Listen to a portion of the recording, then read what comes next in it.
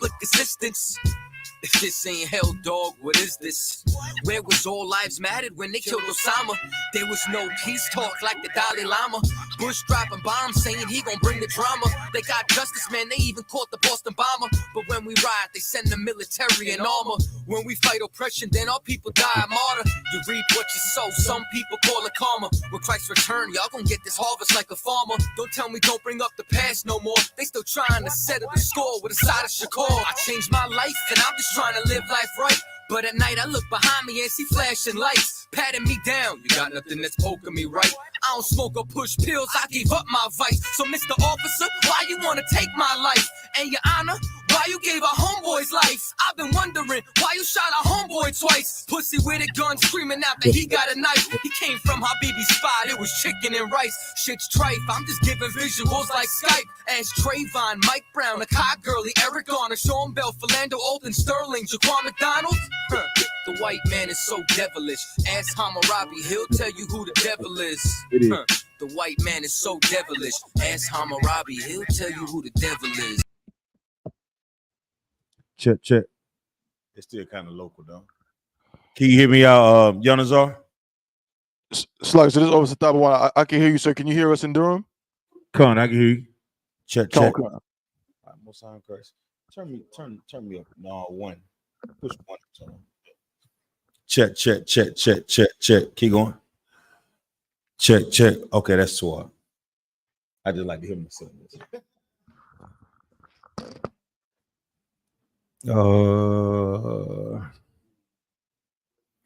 So everybody else coming in a few seconds, in a few minutes. Stop one. Okay.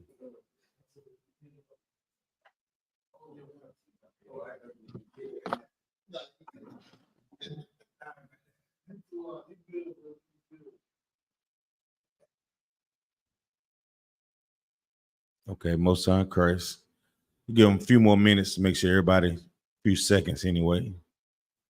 Yanazar, that story that you sent to me earlier about the tribe or the reservation, you have that? I don't want concert. I have it. I want to. The double one as well, because I thought that was that was a significant story. If you understand what really went down, when you read through the story, you see what went down, sir. Like they were running these trains through these other territories, and they was having crashes and spills with the oil. So then they decided to break another treaty and agreement and run the trains through the Indian reservation. Of course. So Indians sued them. Hold on. I read that one, but I want to go into one that that we gonna try to get both of them, Lord willing. As soon as we get into class, I also want to go into the reintroduction of the drafts. I actually want to go into that before Cap get in here, and I'm sure Cap gonna go into it. Commander Junior YAHANNA going into it. We're gonna get into it. So we're gonna go ahead and get started with class. Everybody in here? Everybody, if y'all in the chat, please give us a 1 in the chat. Hit a 1 in the chat box if y'all can hear us clearly, to make sure that the audio is toward before we get started. Bob Gashar, everybody hit the 1 in the chat before we get started, please. So we got good audio. All right, well, y'all know what we do, man. Clap it up. Let's go. All right, shalom. Yahweh by Hashem Yahweh Shai, Barakathum to the Akim. Yahweh Shamar Alathan by Hashem Yahweh Shai to the sisters.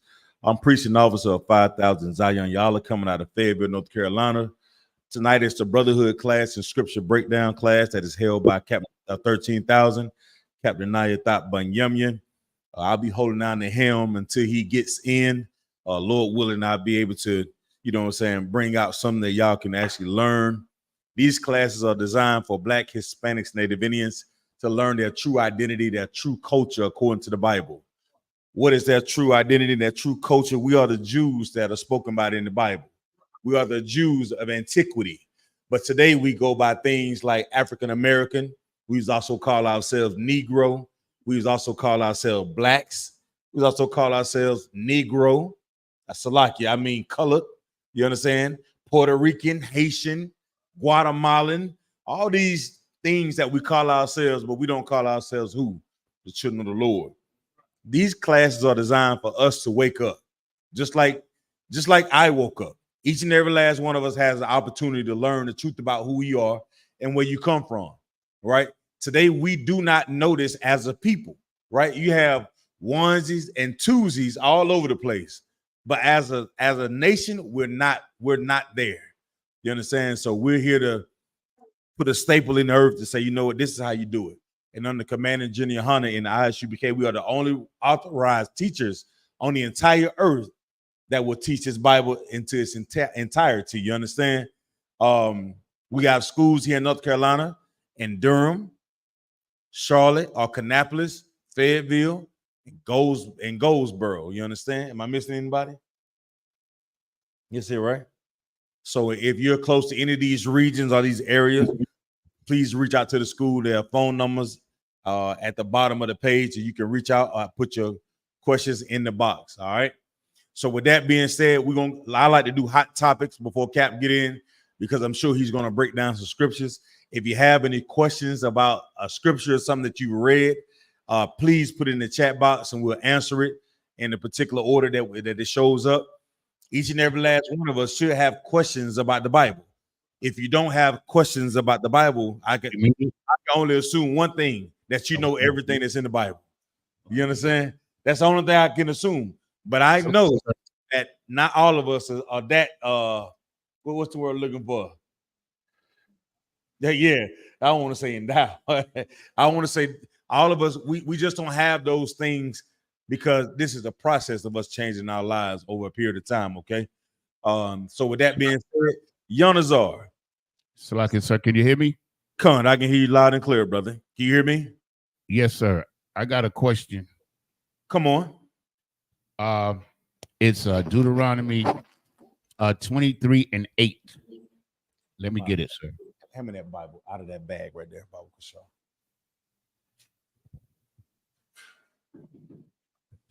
I just want some clarification or general breakdown of this verse. It says, the children that are begotten, Slakia, this is the book of Deuteronomy, chapter 23 and verse 8. The Bible. It's a Bible in the backside of it, right there. Yeah, come on, Giannis, I gave you. The children that are begotten of them shall enter into the congregation of the Lord in their third generation. This is talking about, in verse 7, it talks about how the Edomites, if we have children by the Edomites or the Egyptians or strangers, they can enter into the congregation after the third generation. Mm-hmm. So I just need to understand, how is it like, okay, so if a sister has a baby by a heathen, does that baby does that line enter into the congregation after the third generation? You got to remember, if I'm not mistaken, we'll get into it with Cap. But at this time, you got to think about it. This also was talking about our people that lived inside of Jerusalem, right? And if that was a child that was had by a heathen child, that child couldn't be in the congregation, correct? That's the law, right? One comment, sir. So what would this be talking about then? This, I'm just getting clarification, because I'm thinking like maybe this is just talking about if our men marry a heathen. Does it say that that's the only thing could be, right? But what would that child be? It would still be an Israelite, correct? Come on, Khan. All right. So I'm just trying to understand why he has to come into the congregation after the third generation. Because it was considered to be unclean. So 3 generations. Khan. Okay. I just wanted to make sure. So if a sister marries a heathen, they never going to come in. Right, because that's unlawful. I just want, Salaki, sir, I just wanted to clarification on that. Also, sir, Deuteronomy 25 and 11. Okay, Deuteronomy 25 and 11, Baba Kashab. Real quick. I know you want to get into something thing. It says, when men strive together one with another, meaning they fighting, and the wife of one draweth near for to deliver her husband out of the hand of him that smiteth him, and putteth forth her hand and taketh him by the secrets, then thou shalt cut off her hands. Thine eyes shall not pity her. Could I get a breakdown on that, sir? Well, you know what the secrets are. Yeah. So essentially, So essentially, so what are we talking about in this verse though? like, if I may, sir, Uh-huh. two brothers is going at it. Okay. And so the wife comes by and grabs the other brother who's fighting her husband by the nuts. Uh-huh. Okay. You know, that's what I'm just trying to understand for sure before I ever speak on it or teach on it. I just want to be able to know for sure, was I thinking correctly? Now, what you read is what I read as well, but we got to hold tight on that one because I want to know. That's a great question that you have. I don't know that one. The breakdown of that for sure. I want to get a solid breakdown for Cap when he come in, but I'm on it. But the last part of that, when it says by their hand, I would like to know that too as well, Yanazar. Yeah, because you're cutting off her hand, so that's a grievous crime if you cut off her hand. Right. So she didn't like. So that would make me think that maybe she grabbed the brother by the cojones. You know what I mean? Yeah, I mean that's what it says. That is secrets. Okay, so we're gonna see. But we want to get that official thing. You know what I'm saying? The spirit of why it's saying that. And we read it. That's the law how we stand. But we want to make sure Captain Thought give us that real deal holy feel on it though. Okay. Most High in Christ, sir. The water. That Tawad with you? Yes, sir. No. Go ahead. I'll ask Captain Thought. I got one more real quick. The Amorites, right? The Amorites. I can't find them in the Zondervan, nor can I find the lineage of them in Genesis. So I would like to know who the hell they are. The Amorites. That's Ammon, right? No, not Ammonites. Amorites. Amorites. Amorites. I think that's some kind of that's a Hamitic tribe, if I'm not mistaken. I can't prove it though. That's the problem. I can't prove it. Yeah, there was Canaan. They was out of Canaan. But what you looking at, the Zondervan Pictorial Bible, the small one? Yeah, I was looking at the small one, and I couldn't find Amorites. I found Ammonites, but Amorite is not in the small one.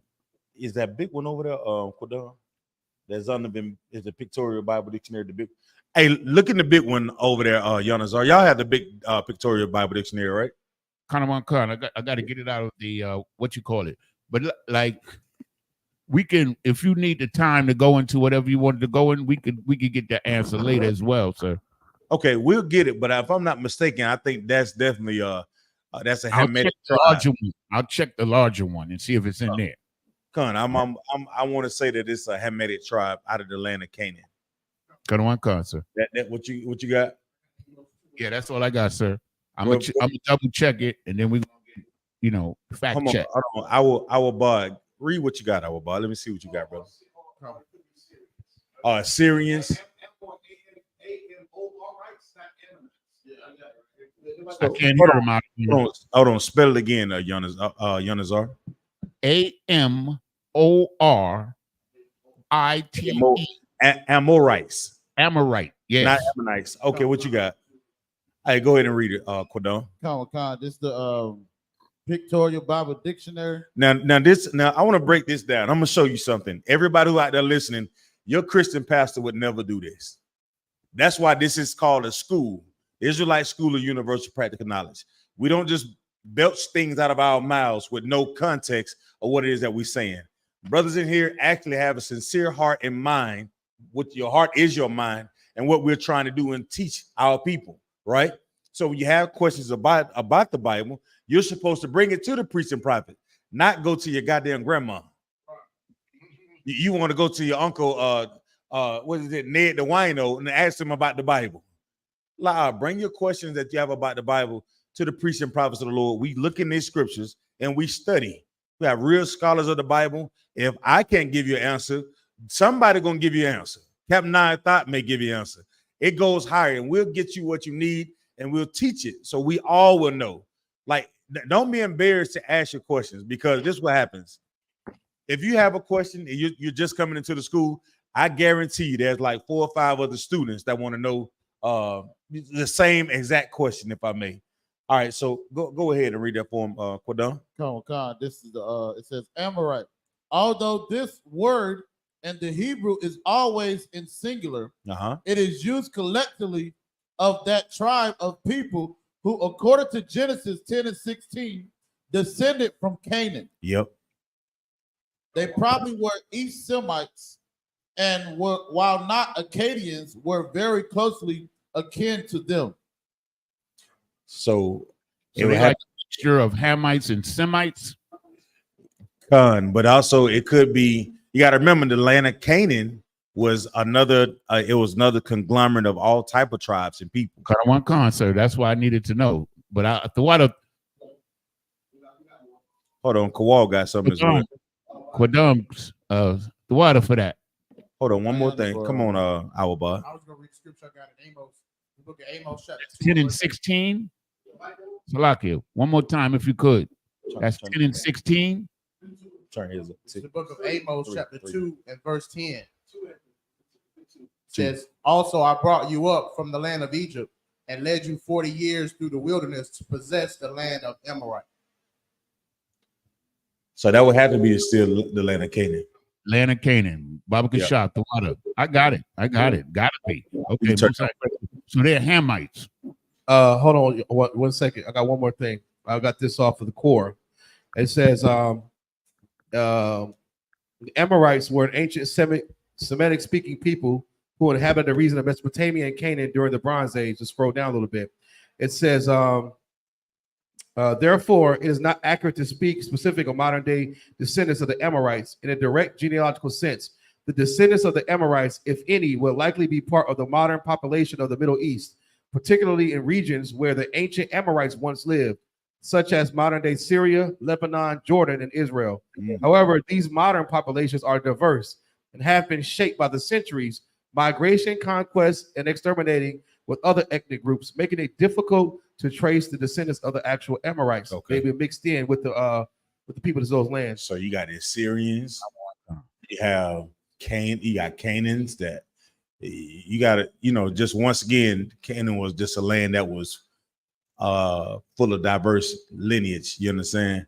But also the one thing I do know that the Lord told us not to follow those tribes when we go to the land of Canaan. That's the one thing I do know. All right, so we do know that they're not us. So we're absolutely positive about that. So we'll do some more research on it and get a definite, but it's just saying this tribe are definitely mixed over time in different locations. Okay. So like I said, if I may, because I did trace the bloodline of the Hamitic tribes and I didn't see them in there. So Quadam, what scripture was that again? Genesis 10 and 16. Yeah, he looked in the Pictorial Bible Dictionary. Okay. But he gave a scripture in Genesis, though. That's 10 and 16. The what? I got it. 10 and 16. Okay. Okay, Most High Christ, sir. The what? All Akim. All right, so let's do this. I want to get into that story about the that train, what they were doing with that crude oil, Yonazar. Okay. I sent it to Tabawan. If he wants to bring it in, I sent it to him as well. But I know the recap is simply this particular rail line, this company, they were limited to a certain amount of cars that they could bring through the Indians' land. And they have a history of oil spills. So what they did was, instead of taking chances in other lands, they decided to take all the oil through the Native Indians' land. So what you're telling me is that this particular company that own a train, more or less, like train rails, right? And they were hauled. They have crude oil that they was carried from what across the United States, across the country. And they have a history of leaks and spills. And what they found out was that the brand of oil that they was transporting through the Native Indians' land, I sent it to you too, and Bancayo. And I remember it's saying that oil was highly volatile. Mm-hmm. Yeah. And so there was the Native Indians sued them. Uh-huh. They had an agreement on how much oil and what type of oil they could take through the Indians' land. So of course, they broke the agreement, exceeded the agreement, and the Native Indian tribe, which I think it says it only consists of 1,500 people, sued them and won the $400 million. Well, get a Lord a hand for that, then. You So know when I read that, you understand when I read that, it made me think of the scripture. You know, a troop shall overcome them, but they shall overcome at the end. So this might be like the beginning of them making a comeback. That's what I was thinking. Sir. Well, anytime you have a victory over your enemy, give the Lord a hand for it. You understand? Because the everyday Commander General Hunter brought up something that I thought was very insightful. Right. He was saying that Juneteenth has to be more to us than just getting together for barbecue ribs. Juneteenth cannot just be us getting together, selling merchandise and playing gospel music. He said Juneteenth is something that we should glory in. It's a signify us getting away from this empire. You understand? It's a victory over our enemy, and that's what our high holy days are set up for. Our high holy days aren't just random random acts of time to have a party, Kawal. They're all supposed to mean something. We should have the spirit of being warriors in here, man. If you waking up every day, don't get rocked to sleep in this empire, man. Don't get rocked to sleep by the small things that the oppressor gives you from day in and day out. We have to be able to actively seek out things in the earth and say, you know what? I see how this is affecting my people. Understand that how this is hurting my brothers and my sisters. If you're not doing that, you'll get rocked to sleep. You'll never wake up. We're going to stay right in the same spot. You should be able to see, like, you know what? There is something that I'm doing that is causing hurt to Black, Hispanics, Native Indians. I see the games that they play when they put politicians in front of us. I see the games that they playing when they allow these entertainers to rock the vote or come in and, so many things that they put in front of us, only to find out you have people like P. Diddy that's been lying and stealing and cheating and robbing and all type of atrocities that he doing to people, and we support it because we look at them as being our moral and spiritual guides. We're not looking to the Bible as to what we're supposed to be doing and what we're supposed to be following. We look at we follow the money. We follow the things that makes us feel good. We follow the things that give us instant gratification, right? Kodam, I asked you to pull a scripture for me earlier. And we want to get the true spirit of this empire and this devil that we live under. Kodam, I'm going to read this in the book of Obadiah, Bible Kushaw.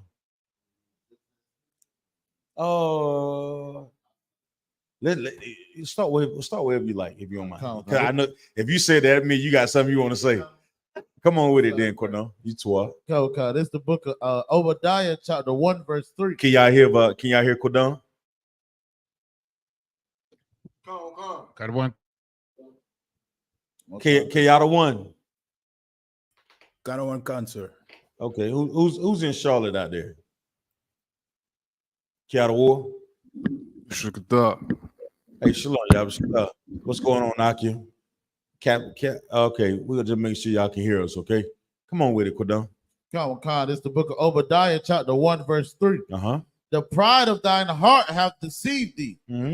Though thou dwellest in the clefts of the rock, whose habitation is high, that said in his heart, who shall bring me down to the ground? Now stop right there. So if we were to read this out, starting from the top, read the first verse again.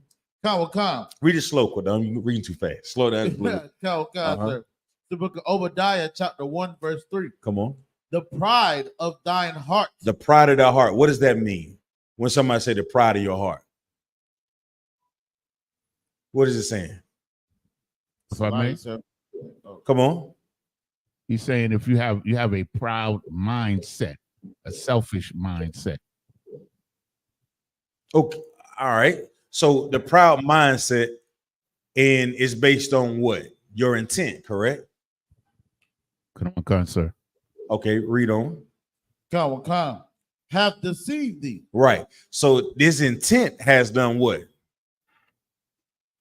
So what does it mean that proud mindset had deceived you? What does that mean? So like I said, it made you think that you're like unstoppable or untouchable. Right. So your intent and the things that you're thinking and your actions, you think that it cannot be what? Stop. Nobody can stop you. No one can slow you down. Nobody can stand in your way, right? But that way of thinking is what? You are what? It's deceive you, correct? So that means the way that you're thinking about that, the pride that you have, oh brother, there's a day coming that you're gonna be what? Wrong. Read on, Kodon. Come. Though thou dwellest in the clefts of the rock, Even though you sit high, come on, whose habitation is high, that said in his heart, who shall bring me down to and this person has said in his mind, his way of thinking, as what is he saying in his mind? Who's gonna what? Bring you down. You sit high, you in high places, right? You look down on everybody else, and you're full of pride. Who's gonna bring me down? Now, who takes on that mindset today? Read on, Kodon. This is the book of Obadiah, chapter 1, verse 4.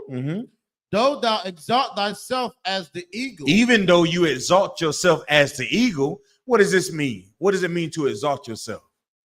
To praise yourself. You're to praise yourself as the eagle. Why would it use the eagle, Bible Kashar? Why is the Bible using? Come on. I would say because the eagle has been the symbol of the devil, and also because the eagle looks down upon its prey. It looks down on its prey. It's a what type of bird? A predator. It's a what's the word I'm looking for? Come on. It's a predatorial bird. Apex predator. You understand? It looks down on this bird. It looks high. It sees your movement. And if something is seeing high, you never really pay attention. If you sit on high, you only focus on what's below you.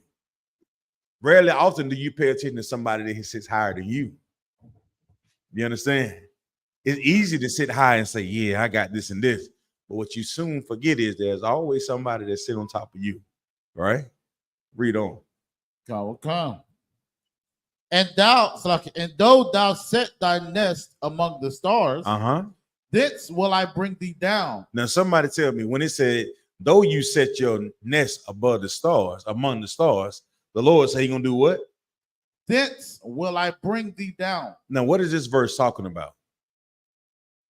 This is how we know the Bible is real. This is how we know the priests and prophets of the Bible, when they wrote this thing, and there was something sent strictly from the Most High. Come on, I want somebody else to answer the question. Come on, Yanazar, I know you're hot, Salaki, but come on, K out of one. What is this saying? Salaki, the part that says, though thou set thy nest above among the stars. That's talking about the oppressor, sir. So what would be the example of him setting this nest among the stars? Like his space station, you know what I mean? You know what I mean? Them claiming them land on the moon. And the eagle has landed. You understand? And all them things there, you know what I mean? Right. Y'all give him a hand. Most High in Christ. See, the oppressor in his mind, he controls the so-called what you call them, satellites. He has the Apollo 1 through 13, right? How many Apollos that they at right now before it's going to outer space?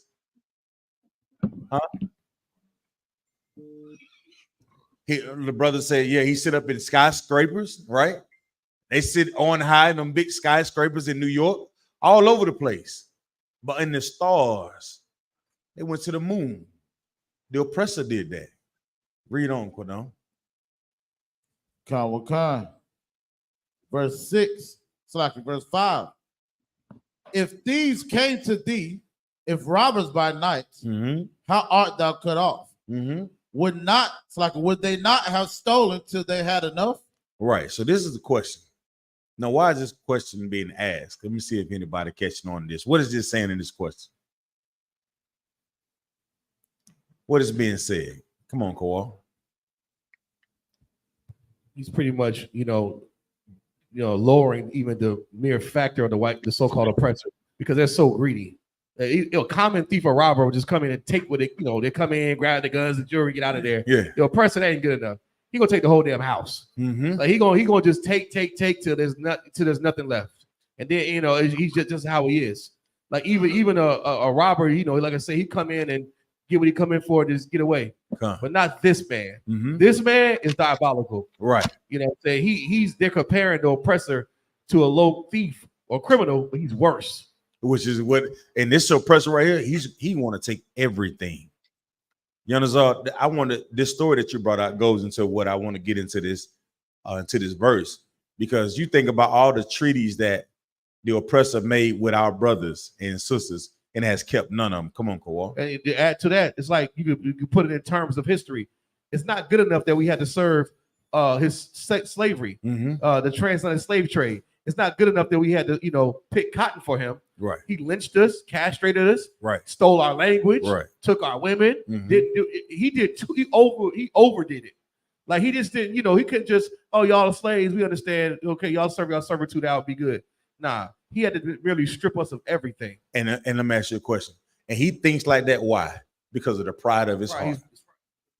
You know what I'm saying? In his mind, he's thinking he's never going to pay for the things he done to us. In his mind, in the oppressor's mind, you're on crack because you're just stupid.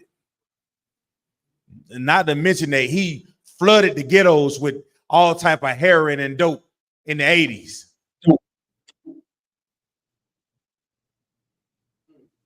Not to mention that he's setting up abortion clinic in every black neighborhood. He's the one that is pushing the Christian pastors to tell you to go vote. He's paying them to teach you a doctrine that goes against the Lord. And in his mind, he's thinking he's never going to pay for it.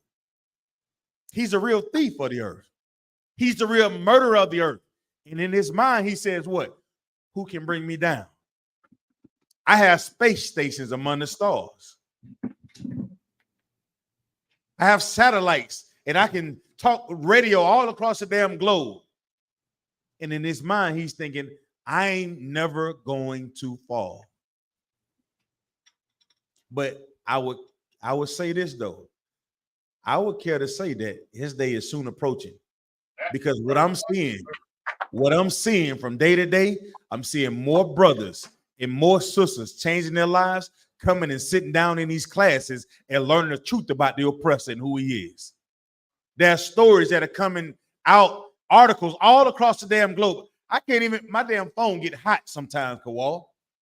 My reel be like, put your phone down. I can't. I'm always looking at some article about what the oppressor is doing in the earth and how that's right. The sisters, right? Damn right. Oh, Salakia. Oh, with that, I'm gonna turn the class over to Captain 13,000, Captain 9,000 Bayami. Y'all clap it up. Yeah. Yeah, I mean, damn straight. I can't keep this, I mean, I can't stop watching my phone. I can't stop watching YouTube. I can't stop watching the news. Knowing that what's transpiring right now is for your freedom and my freedom. And for them brothers in the ghettos, freedom. You understand?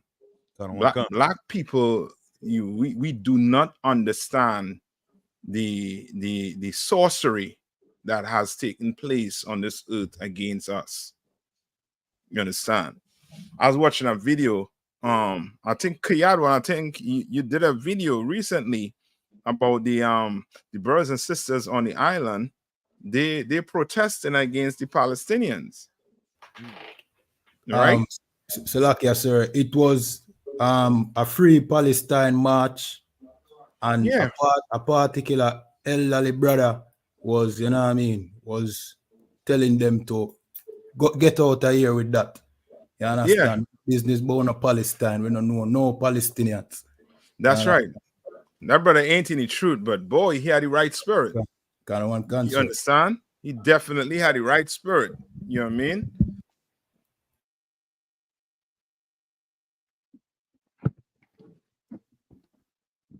Just a 1 minute testing. You all hear me? Come on, sir. Okay, good. Got one come. Yeah. Salaki, sir. Come on. I was just there were some questions in the chat. I wasn't sure if you wanted to get to those before you went to your topic. Yeah, come on. Let's get it. Come on, sir. Sister Sapphire says, Salaki, sir, if I may ask for an understanding of 1 John chapter 3, verses 20 through 21. Okay, who wants to read? Any troopers in the house? Any troopers in the class? Cut on one cut, sir. Come on, sir. Come on. I need that calm voice. Whoever reading, give me it loud and clear. All right, which one? What are you saying? 1 John what? 1 John. Salaki, 3 and 21. Count 3, verse 20. Is it 20 to 21? Okay. Right. Come on. This is the book of 1 John, chapter 3, verse 20. For if our heart condemn us, God is greater than our heart and knoweth all things. Okay. So what does it mean if your heart condemn us? What is that speaking about? Salaki, sir. Mm-hmm. If I may. Skip up to verse 18. But go ahead, Yanisa. It's talking about having a conscience in your behavior. Be conscious of your behavior. Mm-hmm. Good. So let's do this. Let's skip up. Khan. It's the book of 1 John, chapter 3, verse 18. Mm-hmm. My little children, let us not love in word, neither in tongue, but in deed and right.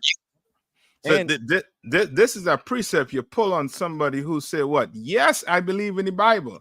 I mean, use this a lot on who? On Esau, who likes to say what? They're God's children. Right? Well, if you believe in the Bible, what you going to do? Read again. It's the book of 1 John, chapter 3, verse 18. My little children, let us not love in word. No, if you believe in the Bible, you ain't gonna love in just what? Word. Meaning what? Read on. Neither in tongue, but in deed and in truth. Meaning what? It has to be an action. Yes, it has to be an action. You ain't gonna just say, well, yeah, I got black friends. I love black people. You understand? It has to be an action, but you're gonna have to show it. All right? And the same thing with you go to you could use this on who? These Christians. What do these Christians say? They love Jesus. They say, yeah, I mean, some of these Christian women go nigh on to saying what? Or be saying that what? Christ is my what? Husband. Right? But tonight is, I mean, what's on the menu?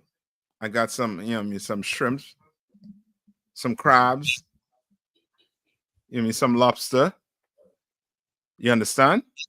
But Jesus is your man. Jesus gonna put you on that crab outside. You understand? Read on. Verse 19. And hereby we know that we are of the truth, and shall assure our hearts before him. Right? And the truth, meaning what? This Bible. What would the truth according to this Bible? You understand? We know that we are about what? What's in this Bible. We follow everything in this Bible. We don't pick and choose like your Christians. That's why the Bible say, when you read above, it say, my little children don't love in what? In just words or in tongues. You have to believe in everything in this Bible, and you're going to have to do everything in this Bible. You have to follow Christ. Right? Read on. Verse 20. For if our heart condemn us, God is greater than our heart Mm-hmm. and knoweth all things. Right. Yeah, heart. When it speaks about your heart, what is it talking about? Synonymous with your mind, sir. Yes. And always get into what you want to think about, what you think is right. How many of your uncles and aunts think how the living is right? How many of our aunts and uncles think that? My father, your mother, who not sitting next to you in them seats, all of them think what? All of them think what? That they're doing everything that's right. They're going to church. You don't know Jesus, but they do. You understand? They do. You understand? For read it again. For if our heart what? For if our heart condemn us. Right. What you thinking? I mean, you think you know the Lord. You think you know him. And how do they think they know him? When you tell them about the dietary law, what do they say? What do Christians say about the dietary law? When you try to explain the dietary law to them, what do they say? What's the first thing that comes out of their mouth? Majority of times, I should say. Salaki, sir. Uh-huh. They say that Christ bless all things. They say that too, but there's something else that every Christian run to. There's one shot in the gun. One shot and they go for that. What do they say? Yeah. Uh-huh. Come on. That's in the Old Testament. Yeah, but there's one shot they put in, and almost every Christian go to it. You ever hear them say, well, God knows my heart? Yeah, they say, well, you know what I mean? Well, God knows my heart. You show them where in the Bible you ain't supposed to eat pork. You show them, literally show them. And they say what? Well, God knows my heart. And you like, yeah, you know you're wicked. Right? Read on. Verse 20. God is greater than our heart and knoweth all things. God is what? God is greater than our heart and knoweth all things. What does that mean?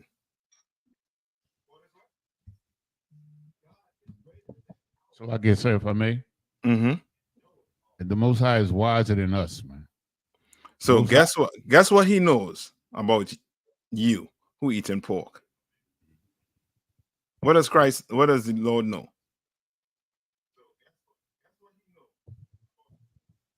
That you're a liar and a sinner. Yes. And that you don't like him. You don't love him. He knows you like that pig nose more than him. He knows you like that pig tail more than him. That pig knuckles. Or you give up the commandments for that, joker.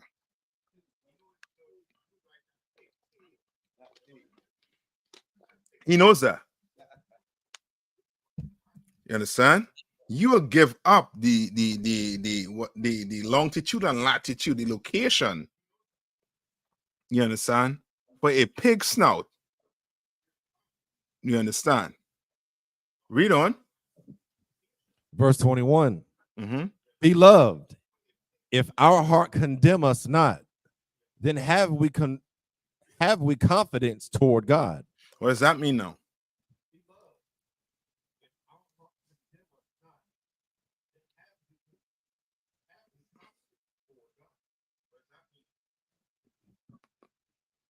What does that mean? So remember, your mind, he's saying your mind don't condemn you. You understand? Okay, before you eat pork, what has to happen? What takes place? What's your process? Sluggy said, you got to go buy the pork. Yeah, so it's a process. You think about it. It's You know what? premeditated. Yeah, you know what? Tonight, we're gonna have some pork chops and some stew pork. Can't forget the greens. You gotta get some greens. You gotta eat healthy. I mean some broccoli and some brown rice. You understand? So you know you what? You think about it. You thought about it. You understand? Ain't nobody stick a a piece to your brain and tell you go get the shrimp. Now cook it, put it in your mouth. No, you thought about it, and you went about doing it. You jealous of your brother, so guess what? You start doing. You start thinking about how you're gonna do what. How you gonna get rid of him? You understand? How you gonna take him down? You jealous of the sister. You start what? Premeditating how you gonna get rid of her.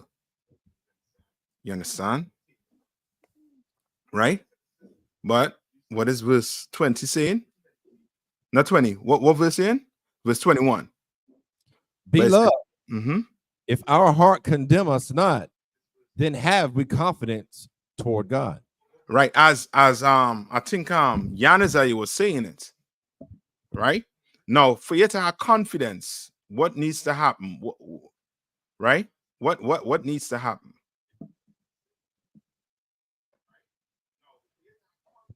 So, like I said, if I may, Mm-hmm. you have to have good behavior in consciousness to have good righteous behavior. Okay, that's the way. You correct. So in other words, right? If you have to go do any exam, right? What needs to happen? What's your process? Study, sir. You have to study. Now, if you study, when you go to the exam, you're going to be what? Prepared. You see it right there. You're going to be what? Confident. Yeah, you're going to be confident. But if you ain't study, if you think you Mr. Know-It-All or Mrs. Know-It-All, and you go and sit down in the exam, guess what? And you open that paper, that first page, and start to read, you're going to be like, oh, S-H-I-T. You wouldn't have confidence. You understand? And how do you have confidence towards the Lord? Read on. Verse 22.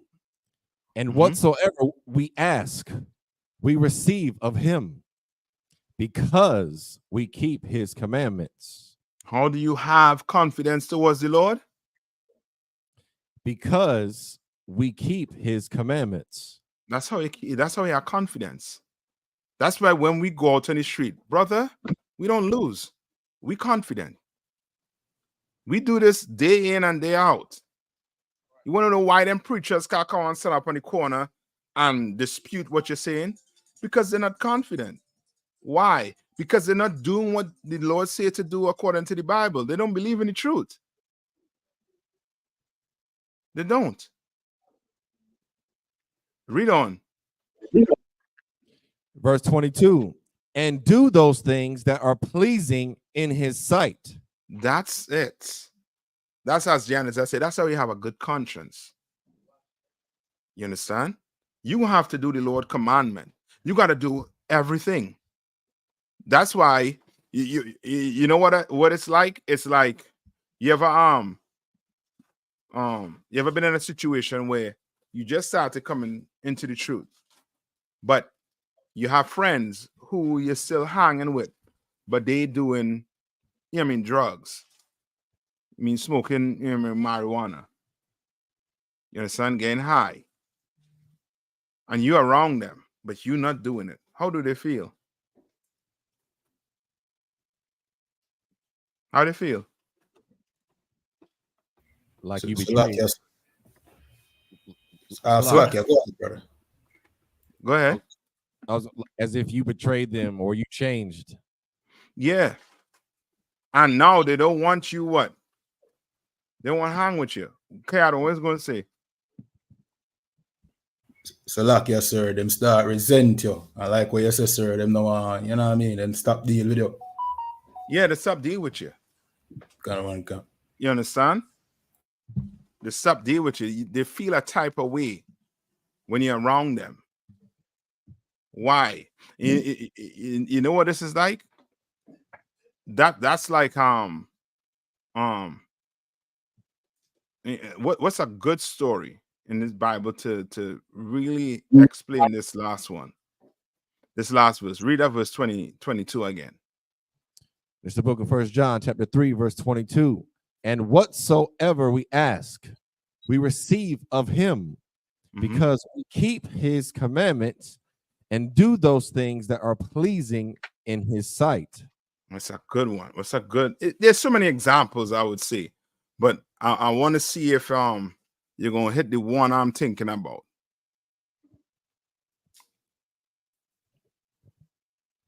Remember, go to I think Genesis.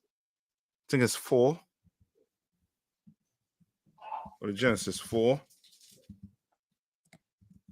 All right, where it speaks about Cain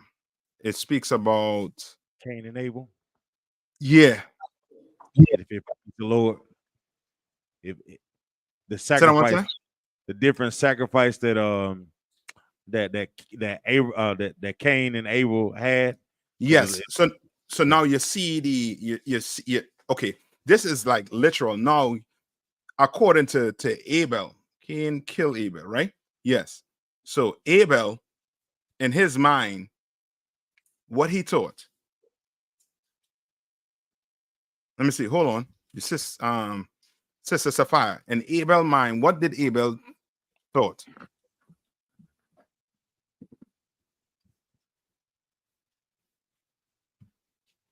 Or any brother or sister. What did Abel think in his mind? Come on. So like I said, he thought about obeying God. He thought to obey God. Yes. Okay. Now Cain. What was in Cain's mind? He thought about himself. Like he thought he was right. No, yes. Now you get into the Yahanna. He thought he was what? Right, correct. Yes. He thought what? That okay, well, he said sacrifice, so I'm sacrificing my best. I'm a farmer, right? Well, I'm gonna give him my best crop. Did the Lord ask for your crop? No, he didn't ask for your crop. You understand? Like in your mind, right? What did it say in the verse about your mind? In 20, I think it's in 20. Read that verse one more time. It's the book of 1 John, chapter 3, verse 20. For if our heart condemn us, God is greater than our heart. You understand? Cain's heart did what? Condemn him. You understand? It condemned him. Because in his heart, in his mind, he thought, well, what? Well, the Lord, he gonna have to accept this. Right? Let's read it.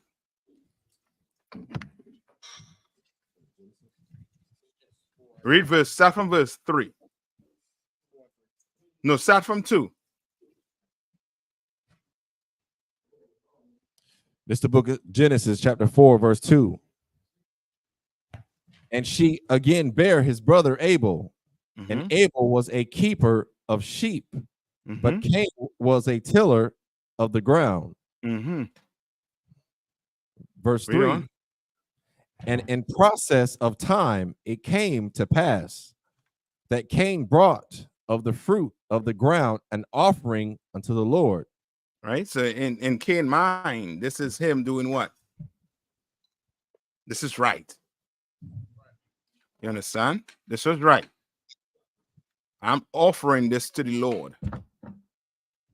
Right? I ain't offering this to Adam or Eve or even Abel. I'm offering this fruit of the ground to the Lord. Read on. It's the book of Genesis, chapter 4, verse 4. And Abel, he also brought of the firstling of his flock and of the fat thereof. And the Lord had respect unto Abel and to his offering. All right, so Abel didn't go off of what he thought the Lord wanted. He went off of what the Lord commanded him to do. Abel was following the Lord's commandment. He was confident with what he was doing because that's what the Lord asked for. Read on. Verse 5. But unto Cain and to his offering he had not respect. He had no respect for it. None whatsoever for Cain.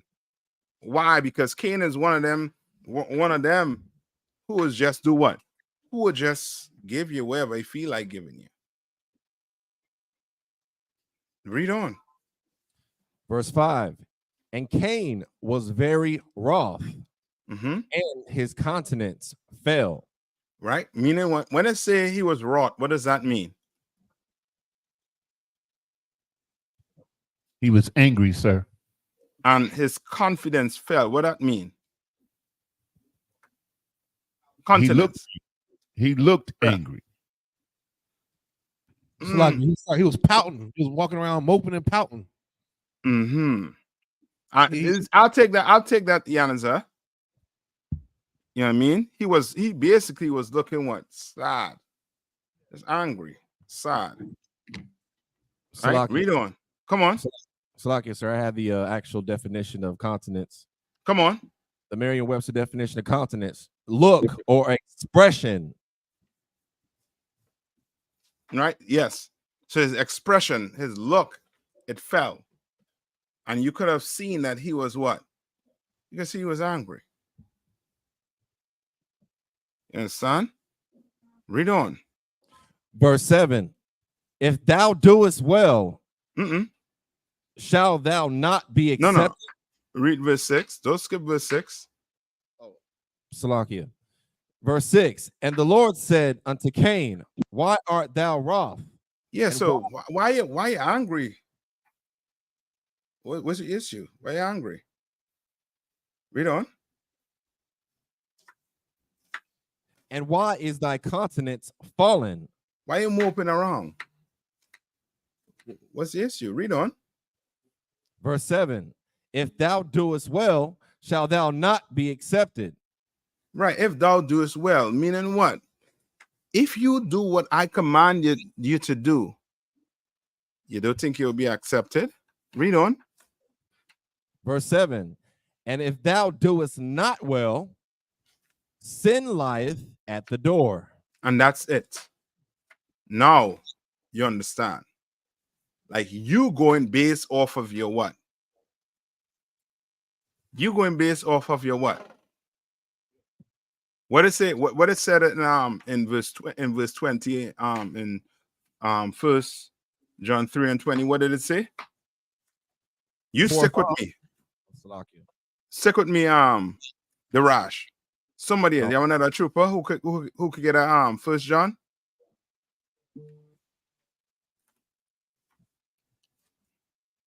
Right, read that part one more time while somebody gave for me the Rash. Like, sir. You talking about 1 John where it says, for if our heart condemn us, yes, the Most High is greater than our heart, he knoweth all things. Yes, that part right there. Right, the Rash. Read this one over again. Genesis 4:7. Khan. It's the book of Genesis, chapter 4, verse 7. If thou doest well, shall thou not be accepted?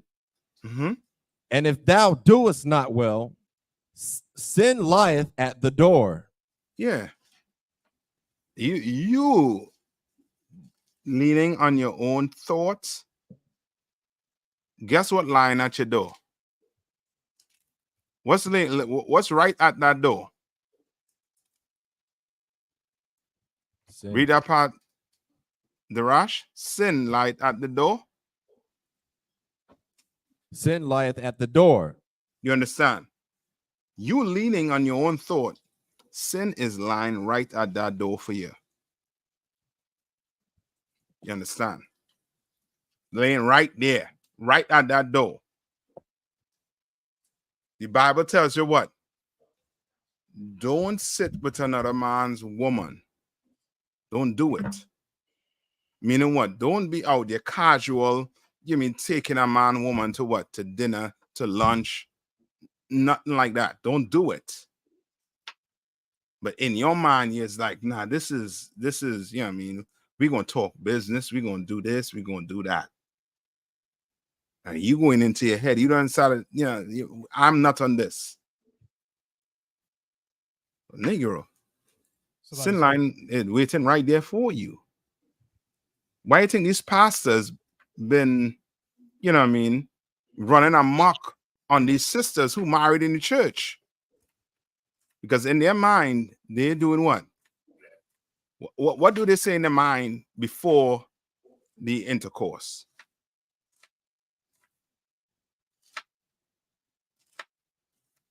Cool. You said what the sister say in their mind for intercourse? No. The pastor. What does he say before the whole action of him sleeping with the woman, with sister? I mean, Patrice or whoever. Mm-hmm. What's in that pastor mind before? Well, lust conceived before, but he thinks nobody's gonna know. Okay, maybe I'm not explaining it properly, but go ahead. Let me see. Mm-hmm. So like he thinking that maybe he's thinking that God loves the sinner. I mean the sin, and he hates the sin, but not the sinner. We fall down, but we get up. No. Okay.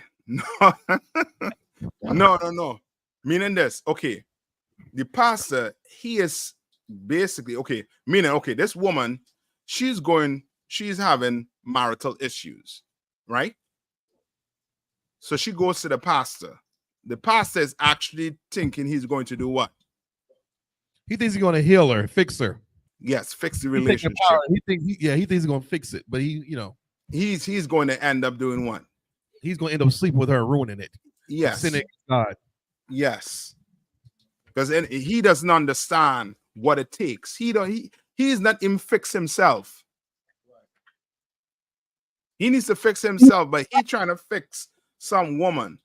When he teaching them to eat pork, he teaching them to break God's law. You understand? But guess what? That's the sin line right at your door. You think you know what it takes. Yeah, you understand? To teach people about this Bible. You think that. You think you know how to mend the relationship when you go and fracture it more. And then after you sleep with the woman, you're going to send her back to her husband. And now he had to raise your child, thinking it's his own. No. Read on. Verse 7. And unto thee shall be his desire. Unto thee shall be his what? Be his desire. Yeah, that's where the lust come in. You understand? Now you're saying, I don't know what happened. Now you wake up and you're feeling dirty after you done do it. Because why? Because sin leading you. You understand? Because that cigarette is your master. That weed is your master. That cocaine, that powder run your life. That needle run your life. That pipe run your life. Read. Verse 7. And thou shalt rule over him. What does that mean?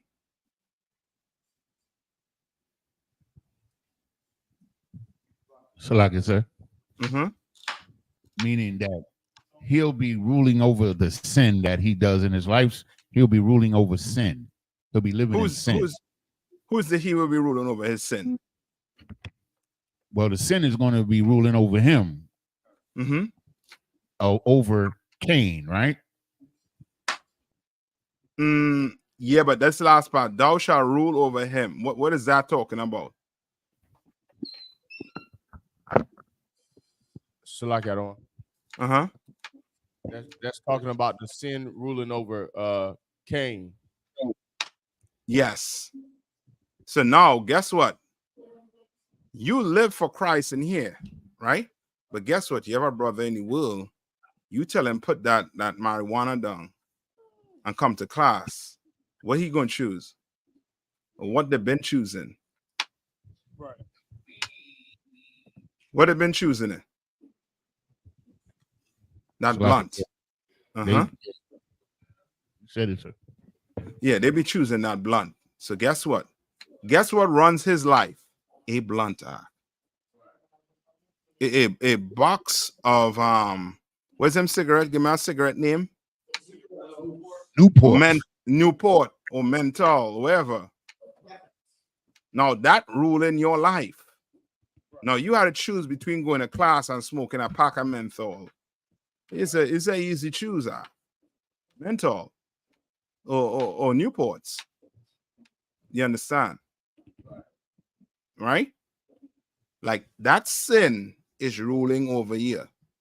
You ever hear the saying, don't you know what I mean? Don't let the box rule over here. Kind of what I say. Yeah. You understand? But that's it. Now you sleeping with everything that you know what I mean, that breathing and walking. Why? Because then light right at your door. And you know what I mean, you are gladly opening that door. And if AIDS following, syphilis following, well, you know what I mean, how do I say it? You're gonna have some casualties at war. So ain't no problem. You just go to the doctor, get that fixed. Because you're a sinner. So like, sir. Come on. They say I'm here for a good time, not a long time. Yeah, we're gonna get to that too. So like, sir. But don't they say what they say, YOLO, you only live once? Yeah, that's exactly what I.S.U.P.K saying. That's exactly the same thing, just that, you know what I mean, different, maybe cultures say it differently. You understand? The same exact thing. Read verse 8. This is the book of Genesis, chapter 4, verse 8. And Cain talked with Abel, his brother. Came to pass when they were in the field that Cain rose up against Abel, his brother, and slew him. Okay, so now why did Cain slew Abel? Salaki, sir. The jealousy. I'll take that. Okay. I'll take that. That's it. Jealousy. You understand? Why? Because the Lord what? The Lord what? Salaki. They accepted Abel's. Yes. The Lord was pleased with Abel. And you see why this bastard has the mark of Cain? Because he knows the Lord chose who? The blacks, Hispanics, and Native Indians. He knows it. You understand? But he is jealous.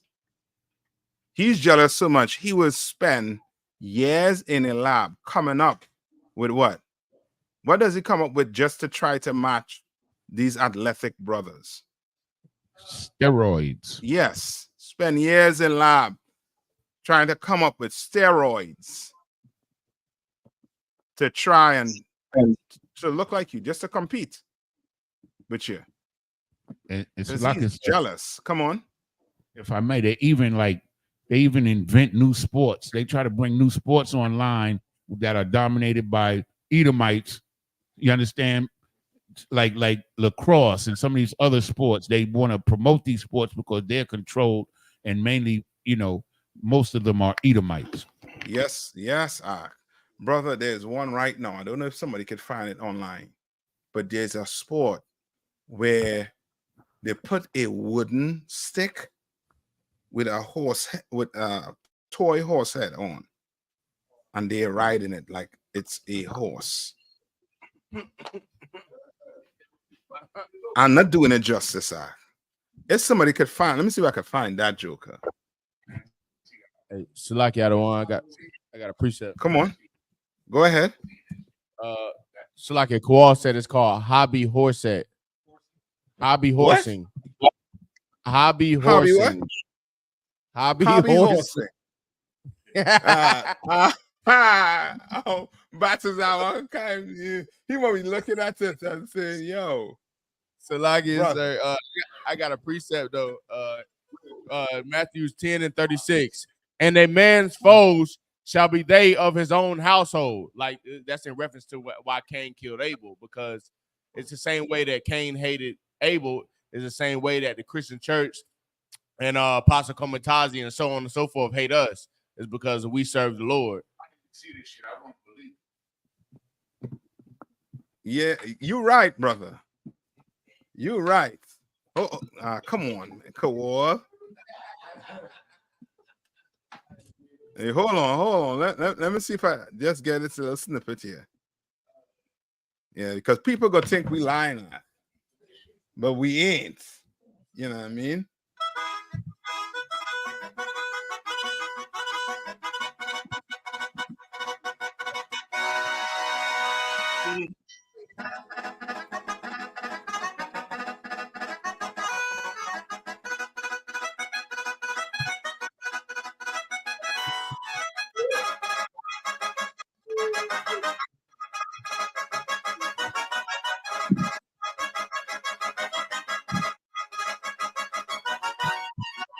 Brother. Let's go with the music, Cap.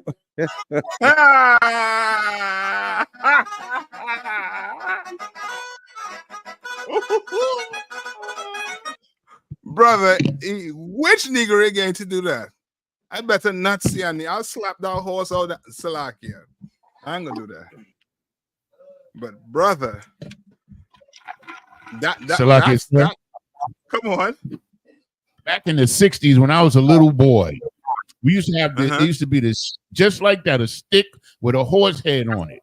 And we used to play, I'm talking about like 4 or 5 years old. We used to play horsey and run around just like that. Like 5, 6, 4 years old, we used to do that back in the 60s. Yes. Salaki, sir. Come on. I did a TikTok video a while ago where the oppressor is called the Human Sheep Contest in France. And they are dressed like sheep and ban the whole entire time to see who can bat and look like a sheep the best. What they call it? Human what? The Human Sheep.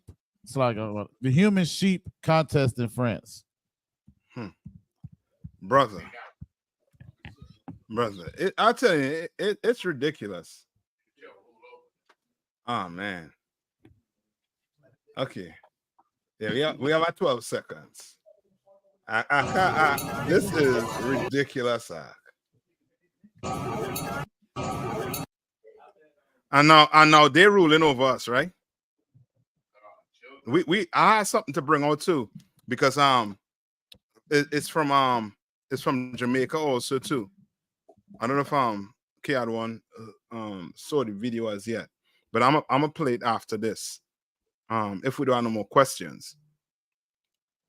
All right.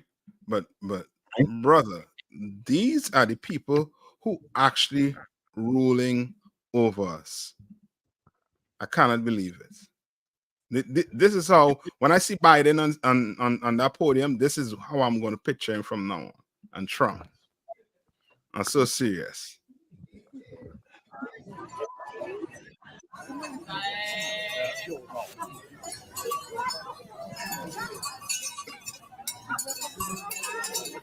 Cap, look at the black sheep. Cap, look at the black sheep.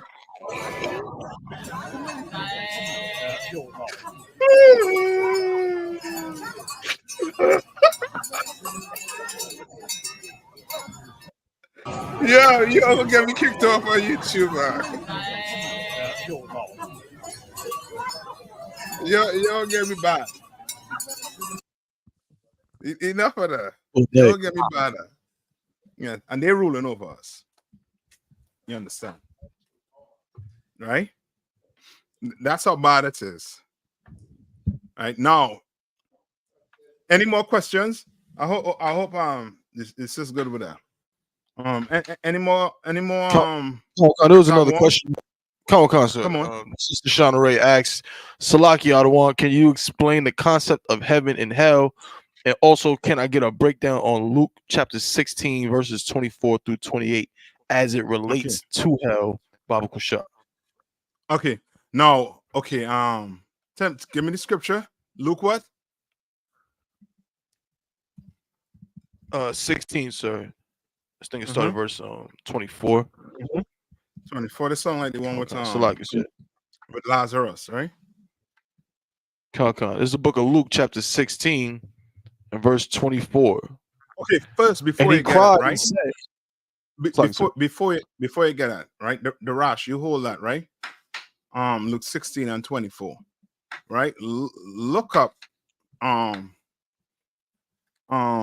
if there's anything such as heaven and hell in the Bible and see what it say. Just online. All right. Now, while they're doing that, I'm gonna break it down, right?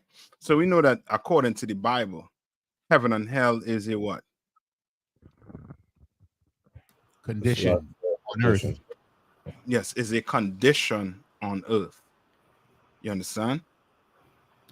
It's a condition, right? The Catholic Church, why did the Catholic Church came up with that concept? So like I said. Come on. Well, in its totality, it could be used to control the people. That's I'll take that and leave it. You can leave it broad like that. That's it, to control people. Come on.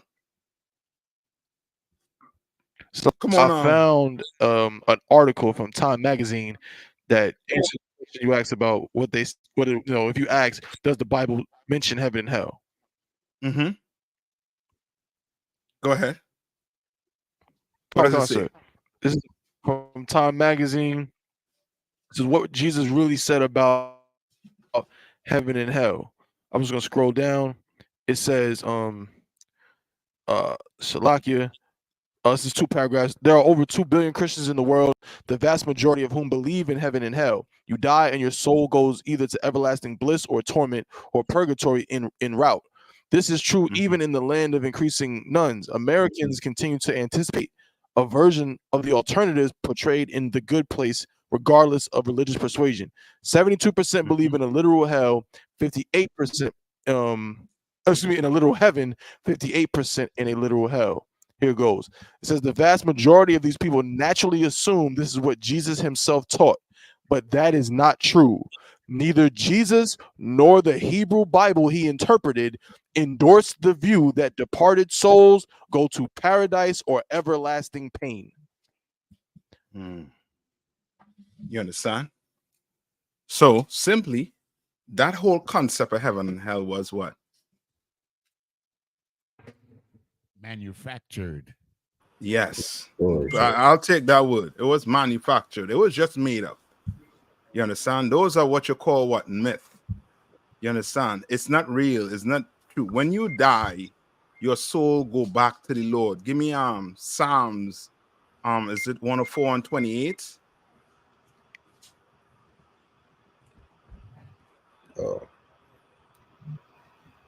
So like I say. Also, I think that hell concept came from Dante's Inferno and those poems, those stories he was writing. Yes. That's where you get the purgatory. You understand? With that 33 levels. All right. Who got what I asked for?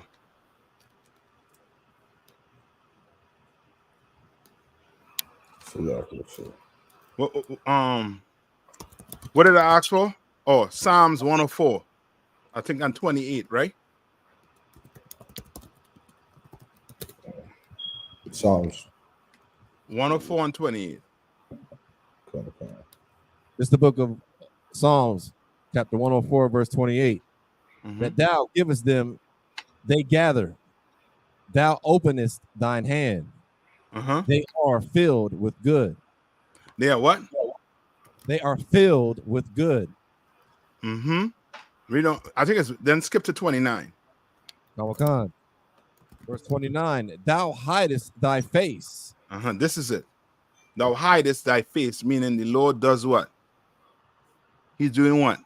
If he hiding his face. Come on. They are troubled. No, hold on. What does it mean by he hidest the face? He hidest his face. So like, so he's dying. So like the other one. You gotta explain it a little more when you say it like that. Come on. Him hiding his face, he's ashamed, not ashamed, but disappointed, so to speak. Okay, read the next part after hidest his face. Verse 29. They are troubled. They are what?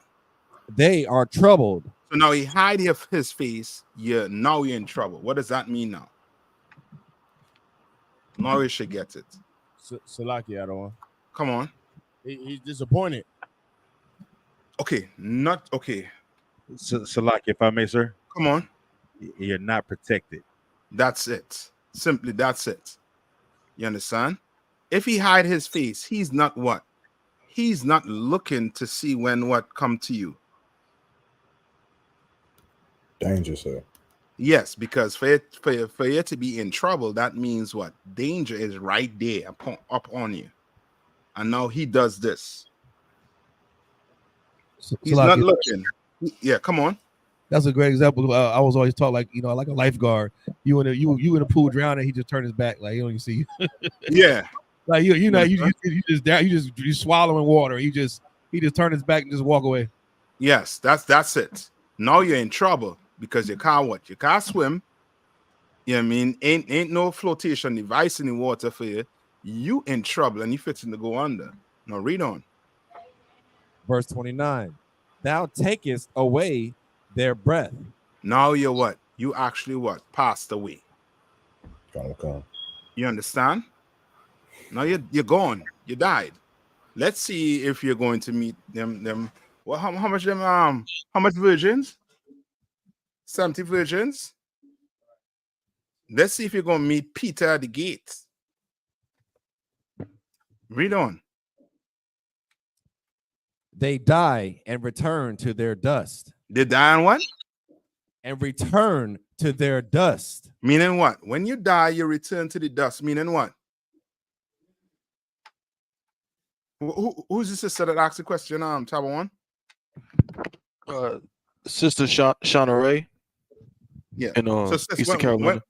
When they die and return to dust, what does that mean when you return to the dust? So like it, sir. That means your spirit is separated from your physical body. Nah, don't make it simpler than that. You return to the dust. Meaning what? You dead. Make it simpler than that. Meaning what? So like, you go back into the ground. Yeah, that's it. Simple. You remember, we bury. We don't do what? We don't burn. So you go what? Into the ground. You understand? You go back into the ground. Right? Read on. Verse 30. Thou sendest forth thy spirit. So now you die, but now the Lord doing what? What he doing? Sendest forth thy spirit. He sendeth forth your spirit. Read on. They are created. They are what? They are created. Read on. And thou renewest the face of the earth. And you renewest the face of it, meaning what? You come back into the earth. So like the other one. Come on. So when it says thou art created, that's when you've been judged, and now he's creating your next life, and then you come back into the earth. Am I correct? Okay, not been judged. Where's judgment? On earth. Yes. But so he's created a new body. Yes, that's it. Just get a new body. Okay. You know what I mean? But you coming right back on this earth to face your what? Your judgment. You understand? Some of these oppressors think they could run from the Lord by doing what?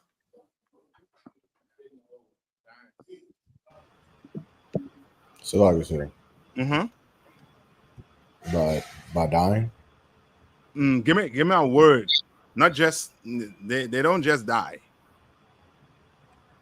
It's the process of dying, but it's how to die. Come on. He said, geez, suicide. That's it. The simply, yeah, it's dying, but it's suicide. That's them trying to do what? Run. That's why. What did the Bible say about where you're gonna get them when Christ return? Where you'll have to go. So like I said, inside the holes of the rock. Yes, because they're going to try to run and hide. And their way of hiding, their way of not living like you right now is they just off the set. They just commit suicide. You know what I mean? They have to live one day in this life as you. Oh, hell no. You understand? That woman, that wife, and them children, well, they're going to paradise too. You understand? Salaki, sir. Go ahead. I had another precept about. Go ahead. It's in Ecclesiasticus chapter 12 and verse 7. Then shall the dust return to the earth as it was. Yes. Spirit shall return unto the Most High who gave it. That's it. Right? So now your spirit returned to the Most High, and now he send it back and renew the earth. You understand? Right? Now go to the scripture now with that the sister wants broken down. All right. This is the book of Luke, chapter 16, verse 24. And he cried and said, Father Abraham, have mercy on me and send Lazarus. So this is a parable about what? This is a parable about what? About the rich man and who? And Lazarus. Okay. Right? This is a parable. This is not what? Like real? Yeah, this is not real. This is a parable. So in other words, there is something that's being thought right now. You understand? Read. Father Abraham, have mercy on me and send Lazarus that he may dip the tip of his finger in water and cool my tongue. For I am tormented in this flame. I'm tormented in this what? This flame. Right. So he is painting a picture for you that he's in what? He's in hell, sir. Yeah, he's in hell. You understand? And he's telling Abraham to do what? Just let Lazarus what? Just put a tip. I mean, that finger with water in my mouth, on my tongue to cool it down. You understand? And now, this is so, okay, self-explanatory without the Christian church, but because of the Christian church, verses like this is very hard to explain. Why? Because now the Christian church done put a spookiness on the Bible. You understand? Right. They done put this spookiness on the Bible. So now you sit down and watch, tons of movies on with people going to hell, or hear stories about people going to hell. Right. When those things are what? Stories. It's not real. Right. But you reading about a parable about a rich man and what? Lazarus. Lazarus was a what? Poor man. Yes. And it's trying to show you how poor man, what? How a rich man treated what? A poor man. And now a poor man is doing what? Suffering. Not suffering. The poor man ain't suffering right now. Who's suffering right now? Uh-huh. The rich man is suffering now. Yeah, yes, the rich man is suffering right now. You understand? He is trying to show you that what? There's gonna come a time when these rich bastards is going to what? Beg you poor brothers for what? For some crumbs. And be thankful that you give them it. You understand? Right? Now, that tip okay. And to explain this good also too, what you're gonna have to do is these are questions you should ask, right? Now, if they're in hell, that means my soul, which departed from my body, feels something, right? They must feel some pain, right? So now, since that's the case, right? Then this is what to do. Hold your hand out and let me scratch a match. And tell me what's going to happen.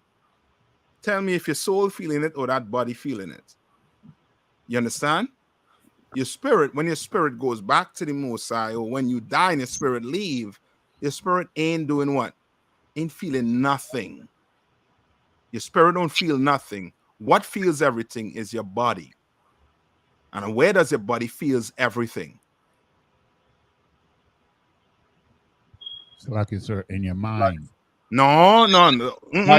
So like on earth. Yes, on earth. That's where your body feels everything. I'm hungry on earth, Ark. When you die, does a dead man eat? You understand? If that is the case, then guess what? The cookies I leave on the counter for my dead daddy, he should come and eat it. But guess what? He don't come and eat it. Guess who eating it? Mommy, or my little brother, or my sister. You remember that story about when I think it's Daniel, when the people was trying to the pagan priest was trying to trick the people and telling them to bring the food, and Daniel found out that what? That them bastards who call themselves priests in the temple was doing what? They were eating the food. Okay. But now you have them making up some story that what? When you die, you go to hell. I know. Guess what? You live your whole life doing what? This is to have you subservient to who? Your oppressor, sir. Your oppressor. So now I know he put me in captivity. I know he ain't supposed to do that. But Lord, I had to be good, or else when I die, I'm gonna go to hell. I had to love him. You understand the type of pressure you had to be under, Ark? And these bastards living the life, they're living it up. But guess what? You the one had to have that conscience, because guess what? You might go to hell. You know what this is going to do for brothers and sisters if they realize there ain't no heaven and hell. Guess what? You coming back right here to do it all over again. That is going to change your life. You know what it is to grow up in the ghetto, hungry as can be, and know that if you do not change your life, you are going to repeat that process all over again, and it could be worse. Or you're gonna put on all black, Ark, or you're gonna put on a dress. You're gonna wrap that head up. You're gonna come in here and you're gonna learn how to serve the Lord, so He could stop that cycle from happening. You understand? Right? Read on. Verse 25. But Abraham said, Son, remember that thou in thy lifetime receiveth thy good things, and likewise Lazarus evil things. Why? Because poor people had to go through what? Hell in this place. Rich people, brother. What's his name? You ever hear the story with what's the rapper name? What's his name? Lil Wayne. You ever hear the story he gave when he went across to Saudi Arabia and he was getting problems with custom? And then some rich Saudi Arabian, because of his how to put it, misunderstanding at the airport, sent him whatever car he wished, free of charge, to his doorstep. Rich people are treated very well in this place, but poor people, oh, and that's so heavy because they make poverty, make us being poor look as if it's a crime to be poor.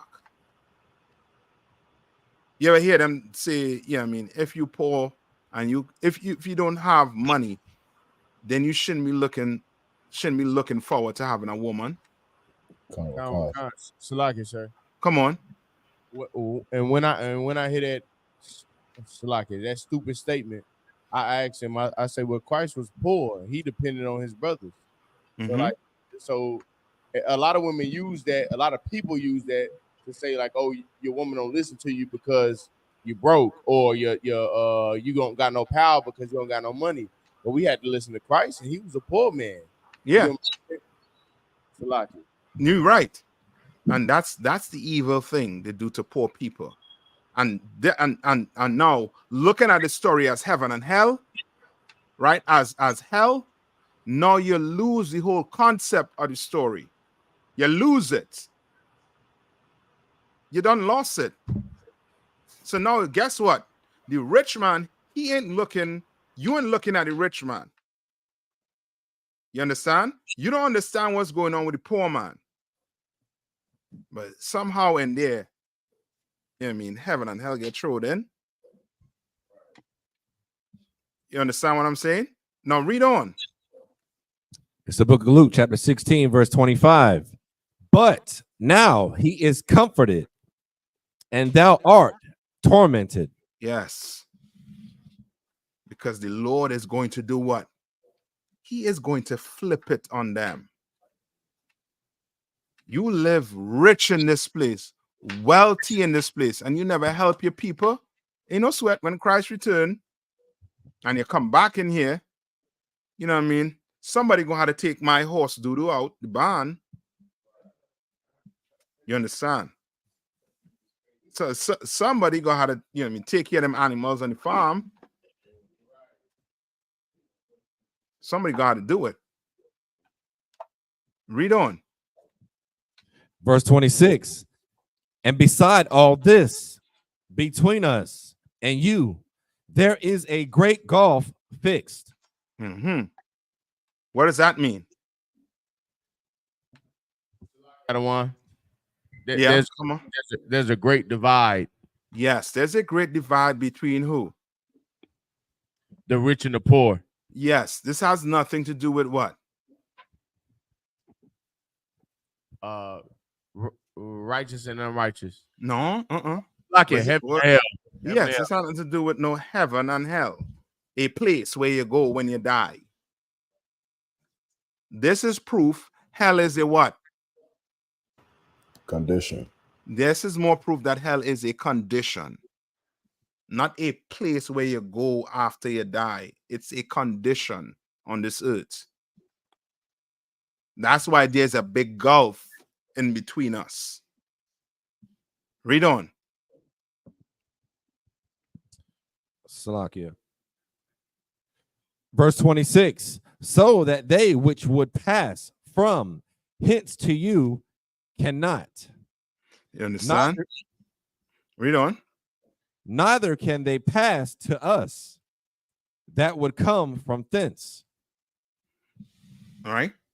So he basically explaining this whole Luke from Luke 19, right? Read Luke 19, and it's going to explain, what we just said. Read verse 19. It's the book of Luke, chapter 16, verse 19.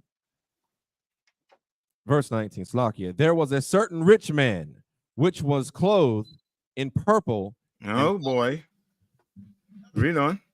And fine linen.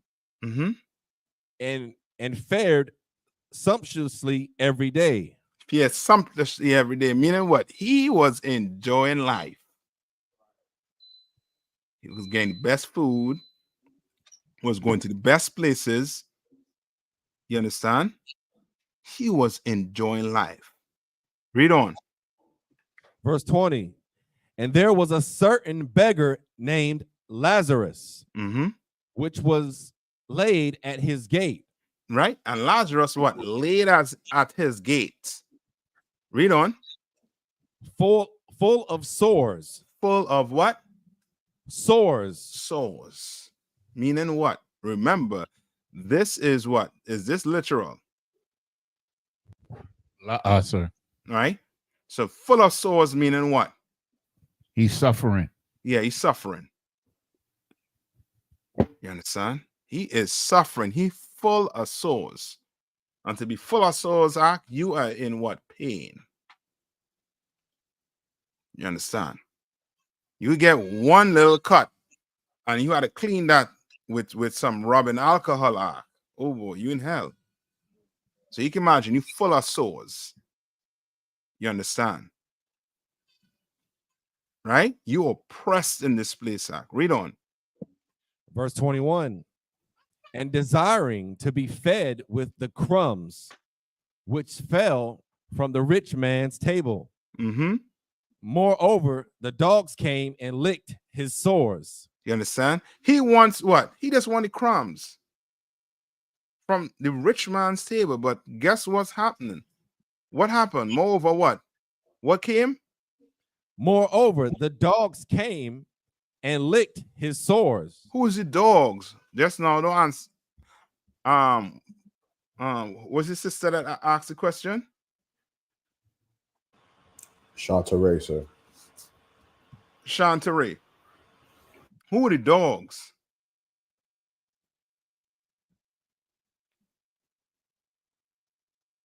Who's the dogs?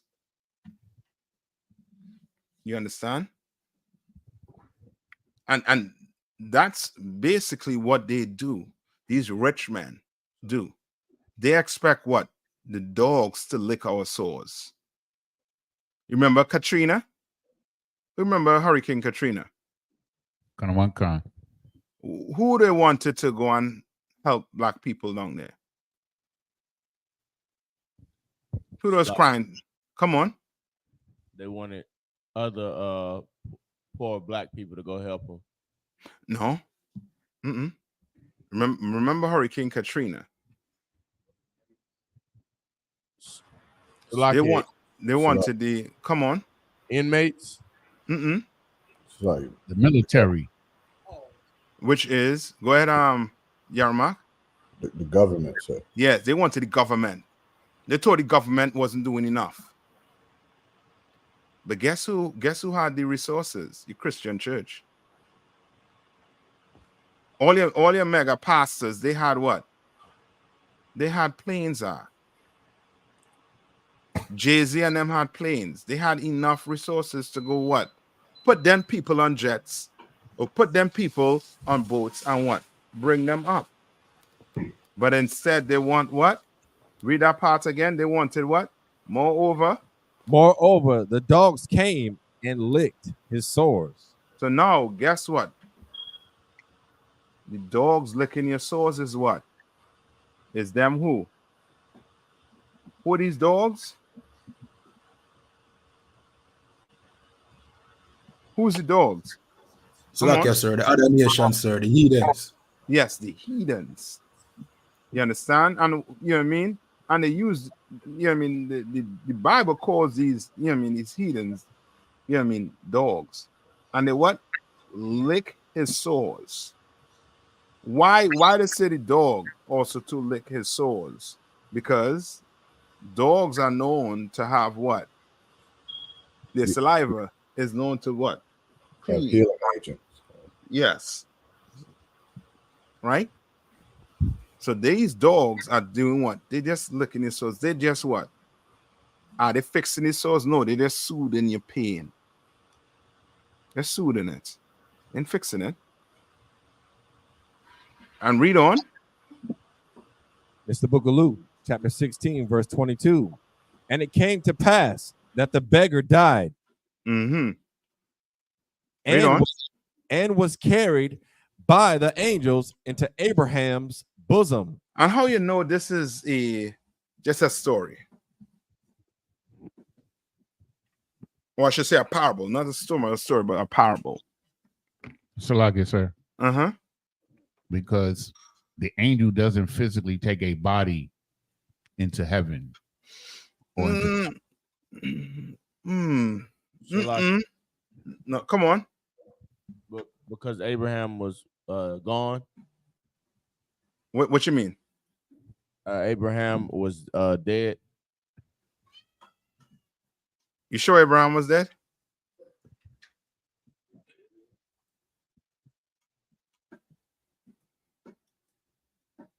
Because Christ said it out his mouth. God is not the God of the dead. He's the God of the what? The living. Living. He's using Abraham here. You understand? Because Abraham, for you to be an Israelite, you have to come from who? Abraham, Isaac, and Jacob. You understand? That's why when Christ went on the mountain, who did the disciples see? You remember that? Yes, Moses. Moses and Isaiah. Isaiah? Sure. Right? And the Lord, God said to do what? Don't look at them. Look at him. He's my son. You understand? Right? And there's proof also to that, you know what I mean? All of this is just a parable. Right? Abraham, Isaac, and Jacob, Matthew, Mark, Luke, and John, they're here. You understand? If they're dead, then we're reading the book of the dead. You understand? Read on. Verse 23. And in hell, he lift up his eyes. No, hold on. No. After you read from the Abraham bosom, the rich man, what? Oh, Salakia. The rich man also died and was buried. Right. Now read on. Verse 23. And in hell he lift up his eyes. I know these are questions you can ask the person. So you're telling me, okay, if there's heaven and hell, right? So you're telling me the rich man wants Lazarus to come down from heaven, down to hell, to put some water in his mouth?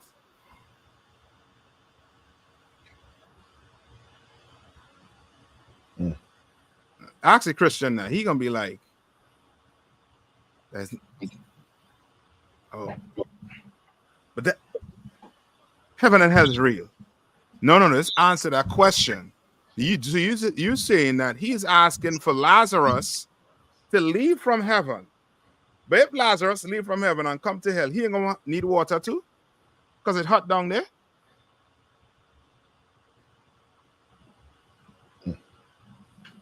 It don't make sense. It don't add up. Because heaven and hell is a myth. You understand? So come on. If I may, it's even crazier because if we just went with the notion that heaven and hell is real, then good night. A lot of people living their life as if they don't care if they go into hell or not. Yeah. And if heaven and hell is real, why when they're dying, why don't they just float off to paradise? Don't say, you know what? I want none of these drugs. I want no chemo. I want none of that. I want to go to heaven. Salagi, sir. Come on.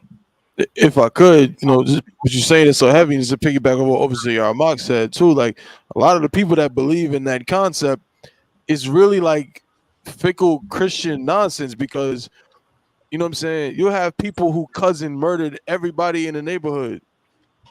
And then as soon as they die, they make a poster and a T-shirt with angel wings and clouds, and be like, he's in a better place now. Like apparently nobody goes to hell ever. Salakia. Yes. Salakia, if I may, sir. Come on. It's heaven and hell were real. You know, you have Klansmen that thought that burning crosses and black houses in front of their homes was a very Christian thing to do, and they thought they was going to heaven by saying that we were trash. So I guess we're gonna be in heaven with the Klansmen as well, huh? Yeah. You know what I mean? I wonder who gonna be doing what in heaven according to if this is some, you know what I mean, somehow about heaven and hell. You're right. Then guess what? When oppressors die and go to heaven, waiting they're gonna be doing with black people in heaven. Think they'll be what? Jumping for joy? Non-Negro. They're gonna be organizing a concert, sir. Yeah, you will be in heaven with them, serving them again. Right. That doesn't make sense. You understand? You can't want to go the same place your oppressor go. There's a Indian, I forget the native Indian, you know what I mean, who said it. But he said if the oppressor goes to heaven, he doesn't want to go there. He wants to go to hell. You understand? It's just, you know what I mean, all those things are just, you know what I mean, made up. Right? Just read on a little more again. It's the book of Luke, chapter 17, verse 23. Being in torments, and seeth Abraham afar off, and Lazarus in his bosom. And Lazarus where? And Lazarus in his bosom. And Lazarus in his bosom. So the rich man, he where? He afar off. Right? So according to the Christian, he is where? He's in heaven. No. According to the Christian, the rich man is where? It's like in hell. So like, yeah, he in hell. Right? So he afar off, and he see what? Lazarus in the bosom of Abraham. Meaning Lazarus where? He where? In heaven. Read on. Verse 24. And he cried and said, Father Abraham, have mercy on me, and send Lazarus, that he may dip the tip of his finger in water. So you want Lazarus to come down in hell? I would ask him that. So is he asking for Lazarus to leave heaven and come down in hell? It sounds stupid, and it is stupid. That sounds like something you would tell a child. And the child, because he can't formulate things good as yet in his head, he's going to be like, that sounds right. That sounds good. Negro, go pick the Bible up and read it for yourself and see. Pick it up and read it for yourself and see. Now, if this is hell, right, then what we read in Psalms, that means the Bible is doing what right now? If this is hell, it's what? What will the Bible be doing according to man? So, come on. Would it be a contradiction? Yeah, it's a contradiction. It will be a contradiction. You understand?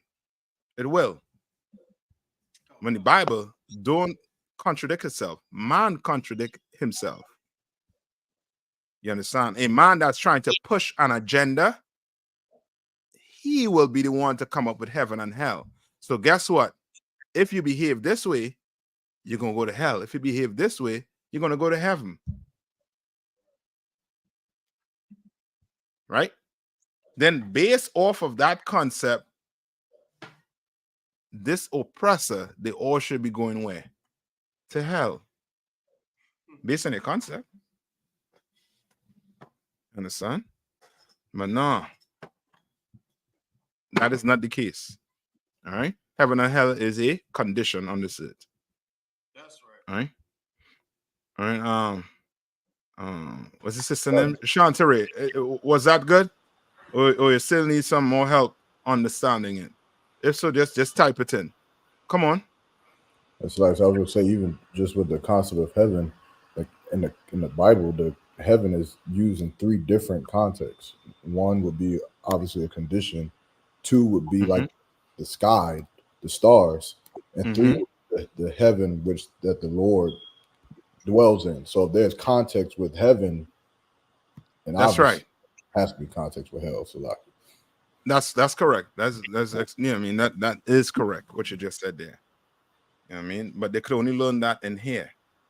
A Christian church, you know what I mean, they ain't gonna learn that.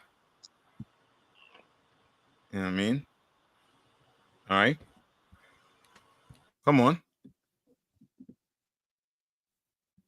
All right. Any more questions? Salagia, sir. Another question just popped up. From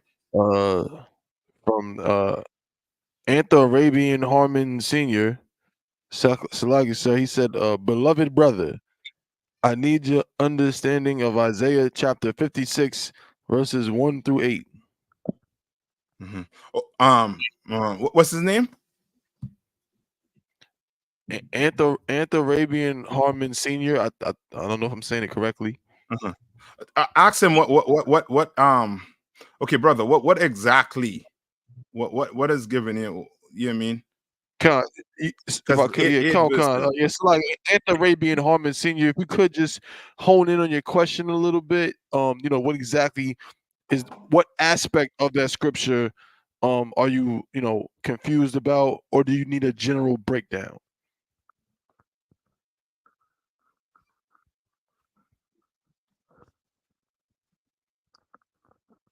Salakia Tabuan. Just if you Yes, could sir. just type it in the chat for me, Baba Kasha, to the brother. Put an ad beside it. he said all, so all. I don't know if he had time to do all. So like there was another question as well. Okay, where's the other one? If I don't have time to do all of it right now, I'll try and do it at the beginning of next class, right? Where's the other question? Is the other question short? I believe it will be, sir. But she said, Salaki Adawan, and if you have time, can I also get a breakdown on 1 Corinthians 7 and 1 through 3 in relation to polygamy, Baba Kashad? 1 Corinthians what? 7 and verse 1 through 3. Okay, somebody get and read that. How much verses is that? Just 3 verses, sir. Okay, come on. This is 1 Corinthians chapter 7, verse 1. Now concerning the things whereof ye wrote unto me, it is good for a man not to touch a woman. Verse 2. Nevertheless, to avoid... Right, so what is that saying? Brother, when I just met you all, brother, praying for this, but you know what I mean?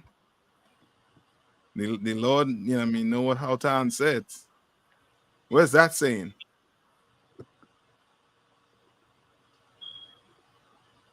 Come on.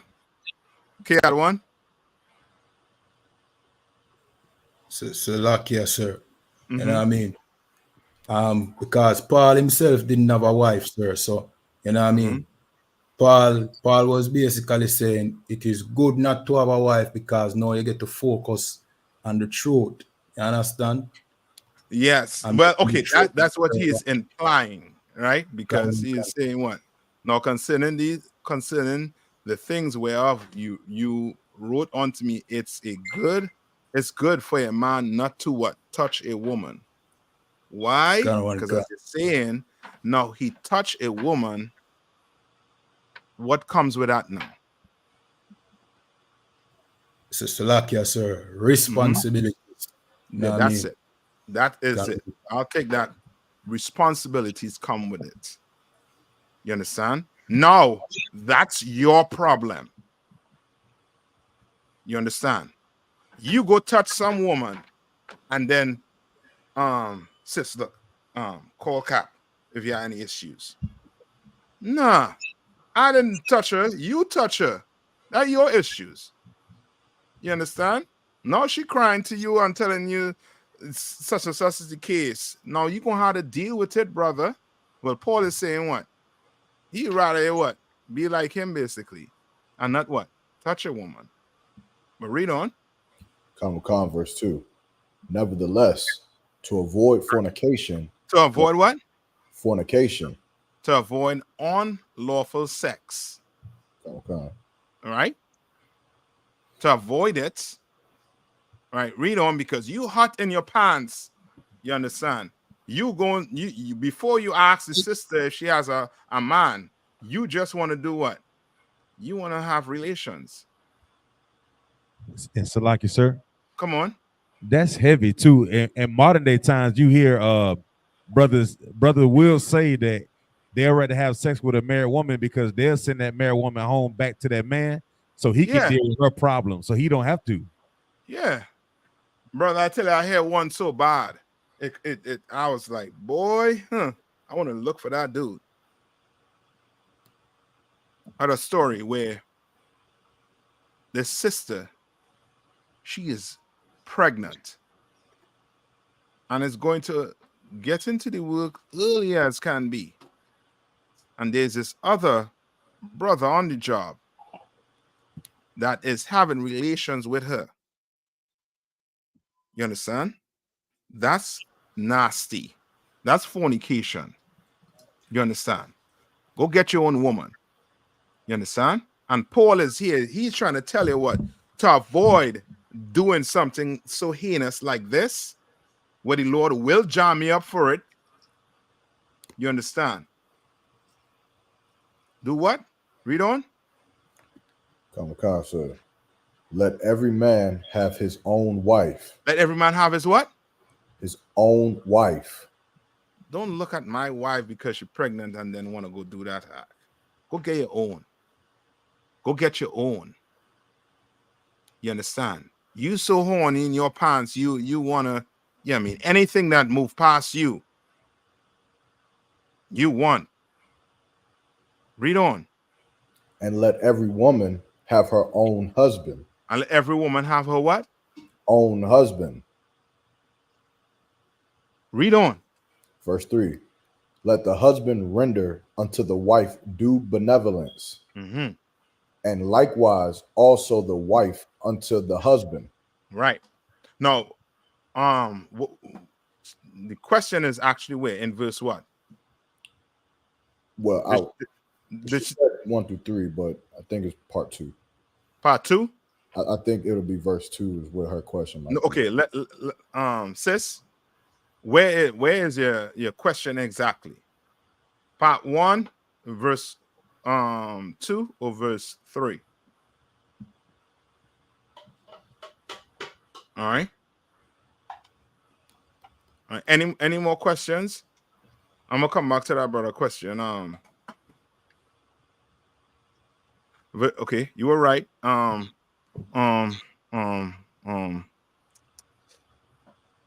Yarmak, right? Read verse 2. And what's the question? What's the question she has about verse 2? Says, what's the question about verse 2? So, like, so if I may, she did mention polygamy, so that's why I said it's probably verse 2 because of the let every man have his own wife. Okay. Salakia. Out that will in a minute, so Salakia, brother. I had a, you know what I mean? I need to ask these questions to see where the mind is, but you know what I mean? Now I understand. All right. So,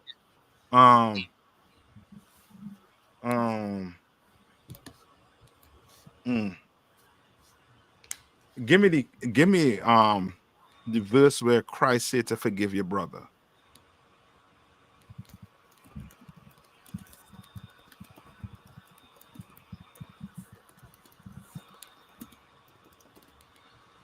So like in Matthew chapter 18, verse 21.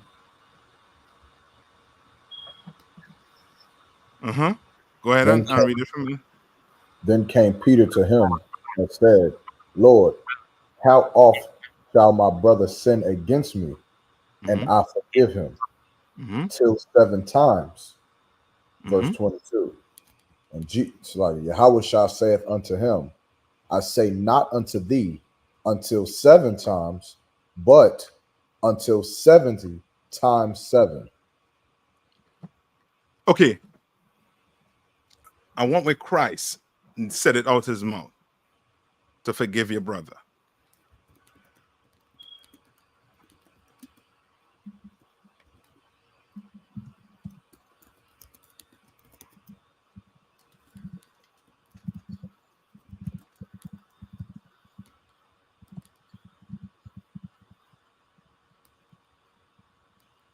Y'all have it for me? So I'm gonna get it here quick. Slakia, sir, I got it. Go ahead. It's the book of Luke, chapter 17 and verse 3. That's it. Take heed to yourselves. If thy brother trespass against thee, rebuke him. And if he repent, forgive him. Okay, now sis.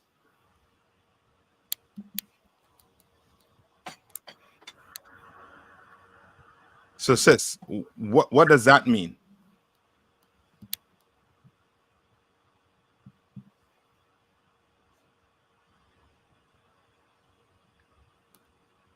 Because I think we getting caught up with what?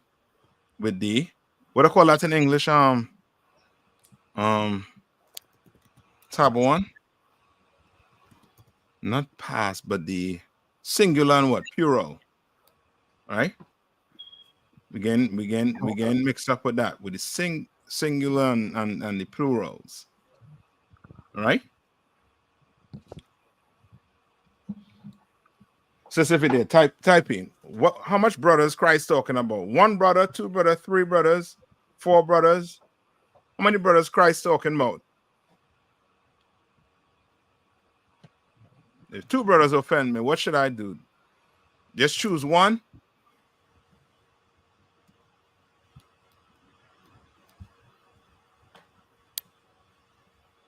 All right. What's his name? Herman Senior. I see you are a troll. All, but it says only what? Read that one more time for me. Khan is the book of Luke, chapter 17 and verse 3. Take heed to yourselves. If thy brother trespass against thee. How much? Thy brother. This is only say brother. What you mean by all?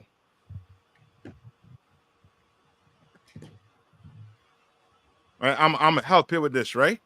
That's for times 6. You right when you said yes, all. This is not just speaking about what? 1 brother. You understand? When the Bible speaks about loving your brother, it doesn't mean you love 1 brother. It means what? You love what? All your brothers. Now go back to Corinthians 1 and 1 Corinthians 7:2. So 1 Corinthians chapter 7, verse 2. Nevertheless, to avoid fornication, let every man have his own wife. You're right, his own wife. Meaning what? Meaning what? Come on. That a man cannot take another man's wife. Meaning, if I go have a woman, that don't mean if I have a wife, right? You're right with what you just said, what you said, Yerma. And I go get another woman. I still have one wife, right? Salaki. Come on. Lie, you have 2 wives. I have 2 wives. Khan. But there's my what? They are my what? Your own, sir. Your own. My own wife. So this is my own wife. This is my own wife. This is my own wife. This is my own wife. Right. I'm not sharing these wives. They are my own. Khan Salaki, sir. Come on. And this scripture is not even talking about multiple wives, if I may. It's just talking about because at the time the sons were laying with their father's wives at this time. You know what I'm saying? So it's a letter concerning that. It's not even talking about whether a man can have more than one wife or have to have one wife or not. But that's how I'm gonna help you. It is teaching about marriage. It's teaching about marriage, but it's not teaching about if I can only have one. Bible, it's Shalaki. Well, yeah, if you listen to me, that's what I'm saying, basically. Follow me. Remember, it says what? Let every man have his own wife. I'm explaining to you that what? This is my own wife. This is my own wife. This is my own wife. That's my own wife. That's my own. I'm not sharing her with anybody. You understand? His own wife. Right? And if that's the case, then the Bible, there's plenty with then why would Christ teach about what? About a man having what? 10 bridegroom. Khan liken it into the kingdom of heaven. Yes. Then the Bible is plenty places where it contradicts itself. Right. It's just telling you, if you don't have a woman and you want you need one because of your behavior, you understand? To avoid having unlawful sex, go get your own wife. That's all. Go get your own wife. This is helping who? This is really for who? This right here is really for who?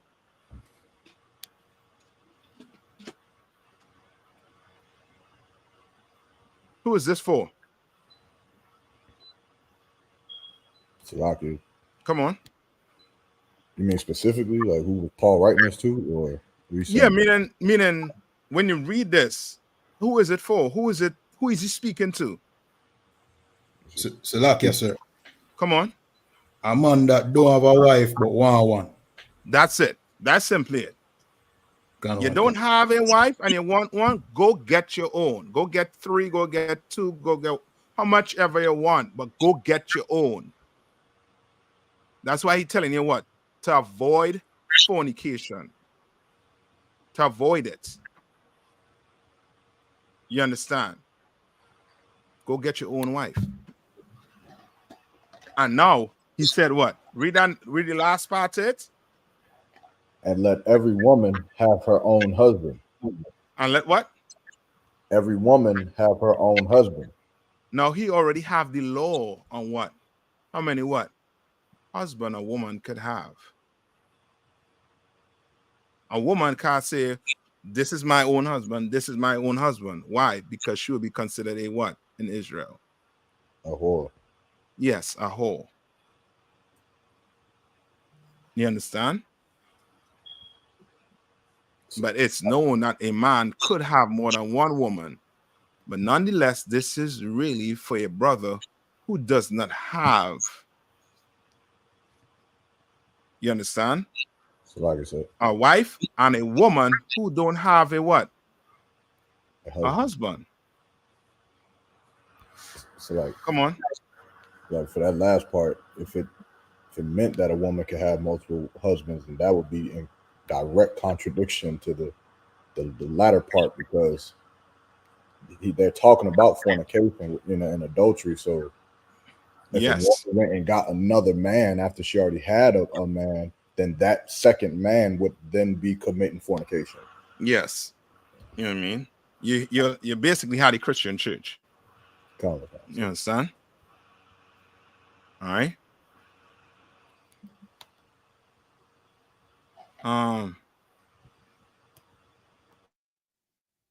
Right. So that's correct, sis. Right? It's singular, but pertaining to the whole population of brothers. Correct.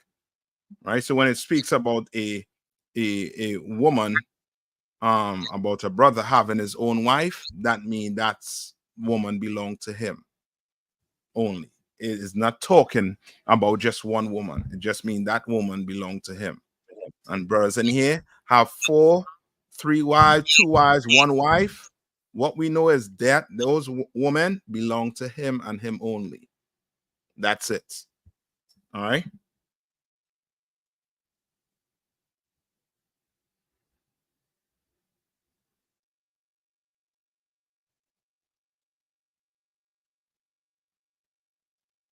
What? So like I said. Let's see if I read it correctly. Somebody read that for me. Cover. So like she said, the sister saying, how would a woman find her own husband though, if men are shared in some cases? Her own husband. Ah. Sis, a woman could find her own husband if a man is shared in some cases, if that man wants to share with her. That's all. Meaning this. Okay, and this is what okay. And I blame the Christian church for this. Because without the Christian church, without America, we wouldn't have to be explaining marriage. It would, you know what I mean? It would be something, you know what I mean? The culture, it would be part of the culture, you know what I mean, for Blacks, Hispanics, and Native Indians. But because of the Christian church, now we have to go in and explain these things, right? A woman can find her own husband, right? What would that, okay, what will have to come into play for that woman to find her own husband?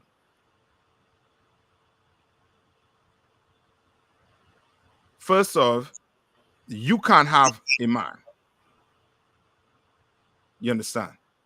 You have to be single. And if that man is an Israelite and you want to talk to him or he talks to you, then he becomes your, you know what I mean, and you all want to do the deal and have sex, then that's your husband. So I don't really how to pay. So like I don't said, want to. Come on. If I could, I like to like I always use like the children, if it makes sense. Like as a father, I could have 10 children, but each one of those children have their own father, which is me. So I think she's caught up more or less on if her man has another wife, then that's not her own man because he has another wife. Yeah, I understand. I totally understand that. I totally understand, you know what I mean, that part of it there. You understand? But that's, you know what I mean, I don't know how to help you. I don't know what to tell you again when it comes to that. A woman has a husband, that's her own husband. The only difference is she is doing what with that husband? She has to do what with him? Share him. So. That's all. Share him. But that's her own husband. That's it. You understand? So like, sir. Come on. If I could, real quick, because they do it in the world anyway. Like if you watch Baby Boy, they'll talk about how, you know, Baby Boy had got all these other women, but the sisters would still sit down and say, man, I know he a dog.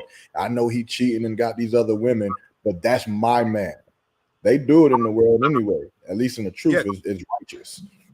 Yes, you're right. Like what you're saying. Come on, Athan.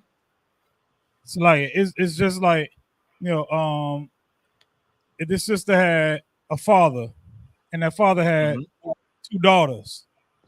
You understand? They sharing a father, you understand, but he's still your own father. If that makes sense. That's the best way I could put it. You know what I mean? Yeah, I thought I clap there. I'll take that one. You understand? That's the best way. I think that's what Yermak was basically trying to say also too with the 10 kids. You understand? But with the 2 daughters, that's the best way to explain it. Come on. Lucky, yes, sir. And you know what I mean? To avoid fornication, if a woman have sex with a man that is not her husband, seeing having a husband that is not her own husband, you know what I mean? That is fornication. So that's right. You know, that is the point of the matter. A woman fornication is she having sex with a man that is not her husband. Not her own. That's it. Kind of one. Correct. That's it. Yeah. All right. And with the Christian church, it gives a woman that sense of he is my man and my man only. No, sis. You're gonna have to share that man. In here, you're going to have to share that man. And if you're not prepared to share that man, what should you do? Not marry him, sir. That's all. That's all. Don't marry. Don't. Because what you're going to find yourself doing is you're going to be having a new husband every what? Tuesday. Yeah, every month. You will find yourself having a husband every Tuesday of every month.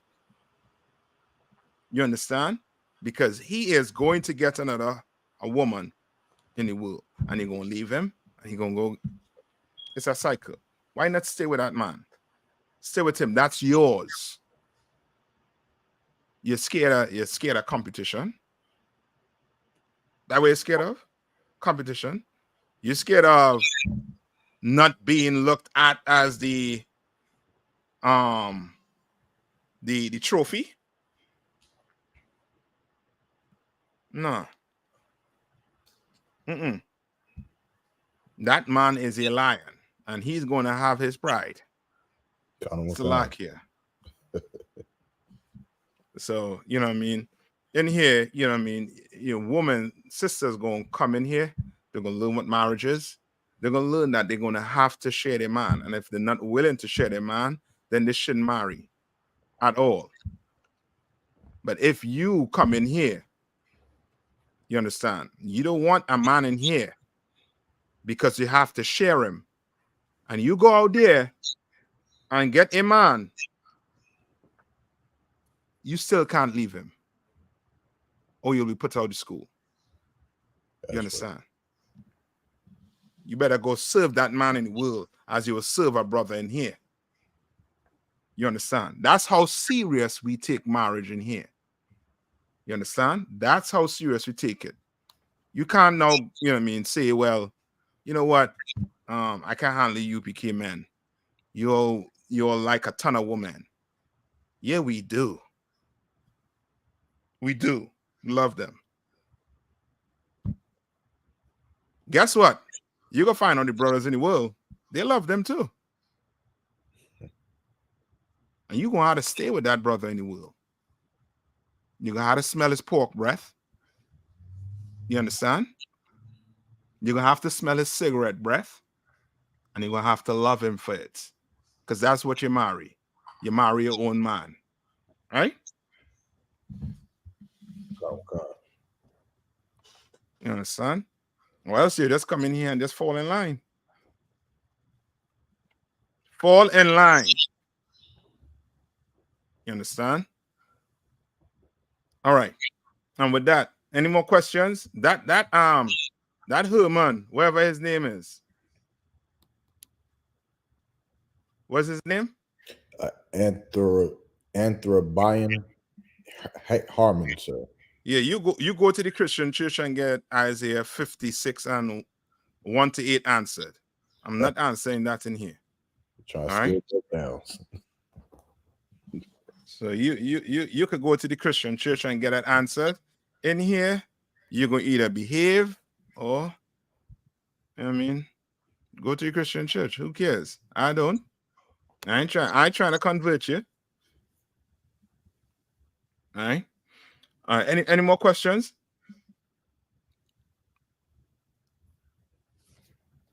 Nothing online.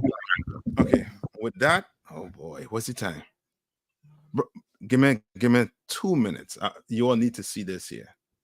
You know what I mean? You all been hearing this. I call it this go a week. I know my boy K.I. want to take this and run with it. All right, hold on. All right. Now listen to this good. I'm gonna put it on the screen before I do that. Hold on. Let me see how I'm doing this. Okay. K.I. who is this? So, Salakia, sir, that is the Prime Minister of Jamaica, Andrew Holness. All right. Listen to what the Prime Minister of Jamaica going to say. All right. This is him speaking here right now.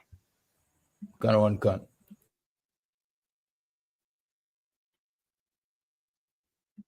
on. Salakia, sir, no audio. You're not hearing? Nah, sir. What the hell is this? Somebody trying to sabotage me, right? Hold on, let me stop it and try it again. All right. Hold on. You all need to hear this. I mean, y'all think is in America alone. No way. This is throughout the whole Caribbean. You understand? Black brothers in the Caribbean, tribes in the Caribbean. You know what I mean? All right, let me see. That's ever. You can hear it now? Please, man, just say to that black people are this set of people that has ever walked the face of the earth. The Chinese said to him that there's no other race in the world more stupider than black people. And that's why black people is to the bottom of every economic ladder in the world. And they will never rise up. He told him, he said, you know, this is a black country. And in this black country, a Chinese or any other ethnicity, any other race of people, whether it's Indian, Chinese, Arabs, and he went on, saying they can come into a black country and they can set up a business next to a black person in a black country, and with the help of the black people, they will put the black man out of business in a matter of weeks. When he highlighted the fact that black people are stupid, I was in awe. But when he explained that to me, I must agree. For another ethnicity to come to our land and tell us that we are the stupidest set of people that has ever walked the face of the earth, we would argue and get angry, but it's a fact. Because you can set up a store no matter what your prices are. Once the Chinese are selling next to you, the Chinese will shop with the Chinese. If you set up a business, the same thing applies to the Indian. Indians will first shop with Indians. Europeans will shop with Europeans. Black people are the only race of people who will spend their money with another race of people who don't like them or who don't care about them. So I must agree with the young Chinese man. We are so far in that situation the stupidest set of people that has ever walked the face of the earth.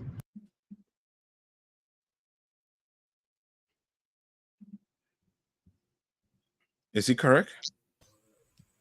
Yeah.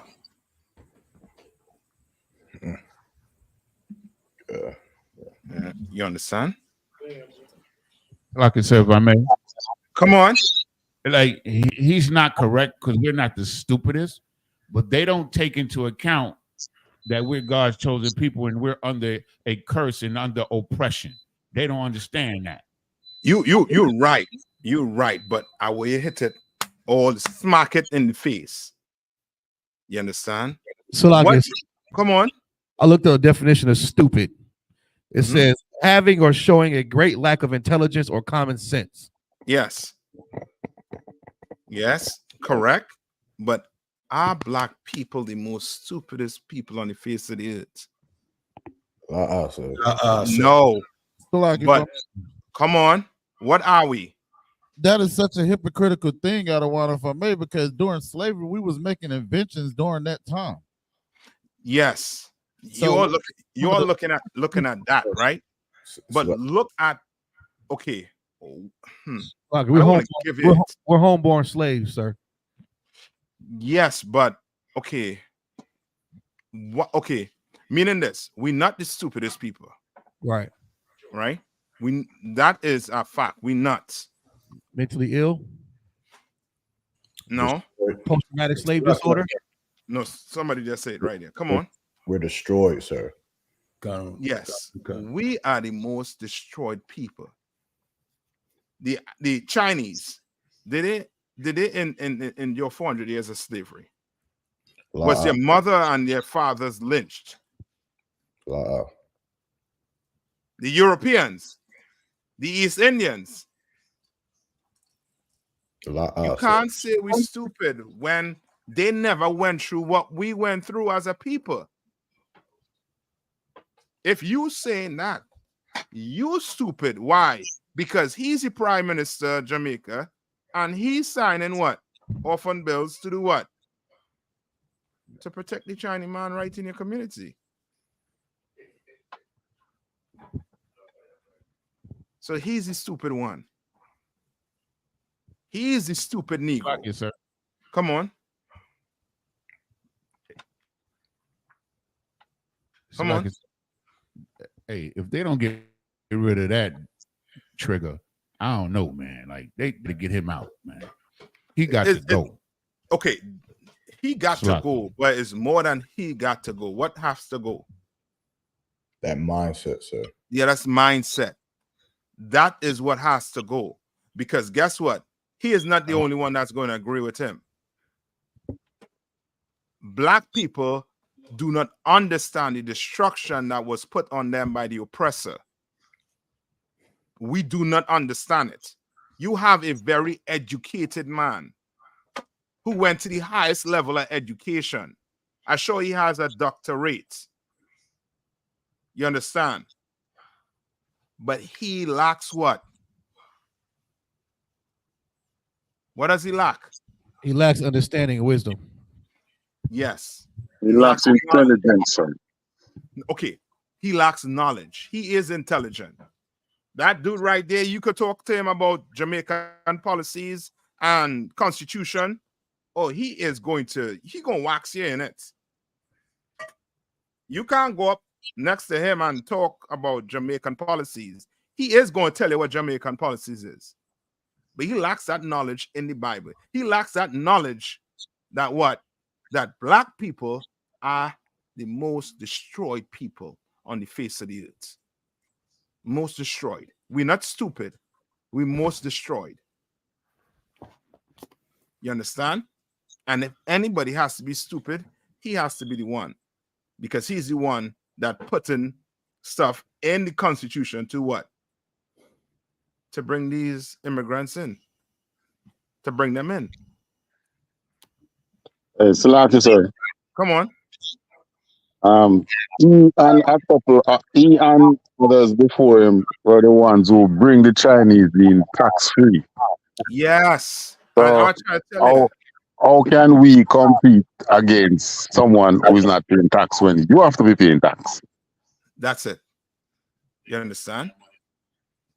That is it. You know what I mean? I had to show you all that. I know we up on the time mark here. You know what I mean? Any questions? Again, sir.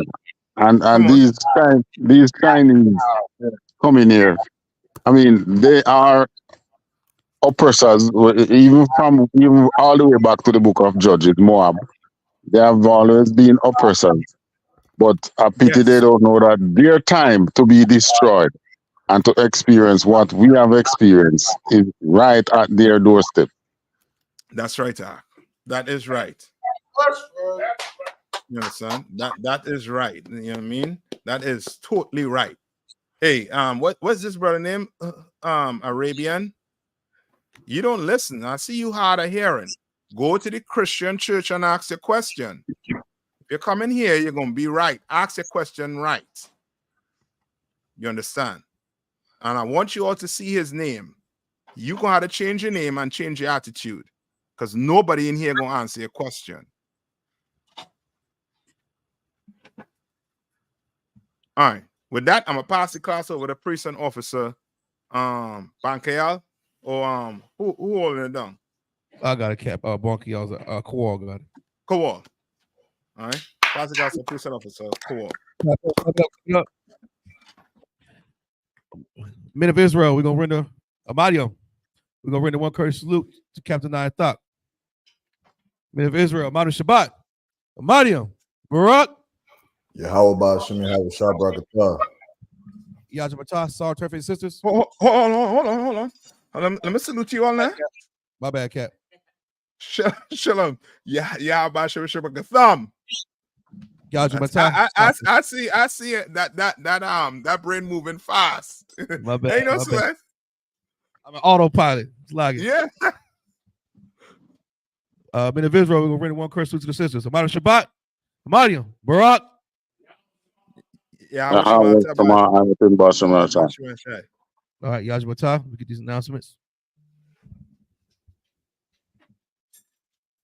You shall be seated. I.S.U.P.K security announcements. All right, the I.S.U.P.K started at 1 West, 125th Street, Hall, New York. New rule for brother and sister. When a new brother and sister come to the school, they're off limits for 6 months. They are to be saluted only. They're here to share themselves of the world. If they need transportation, teacher will arrange it.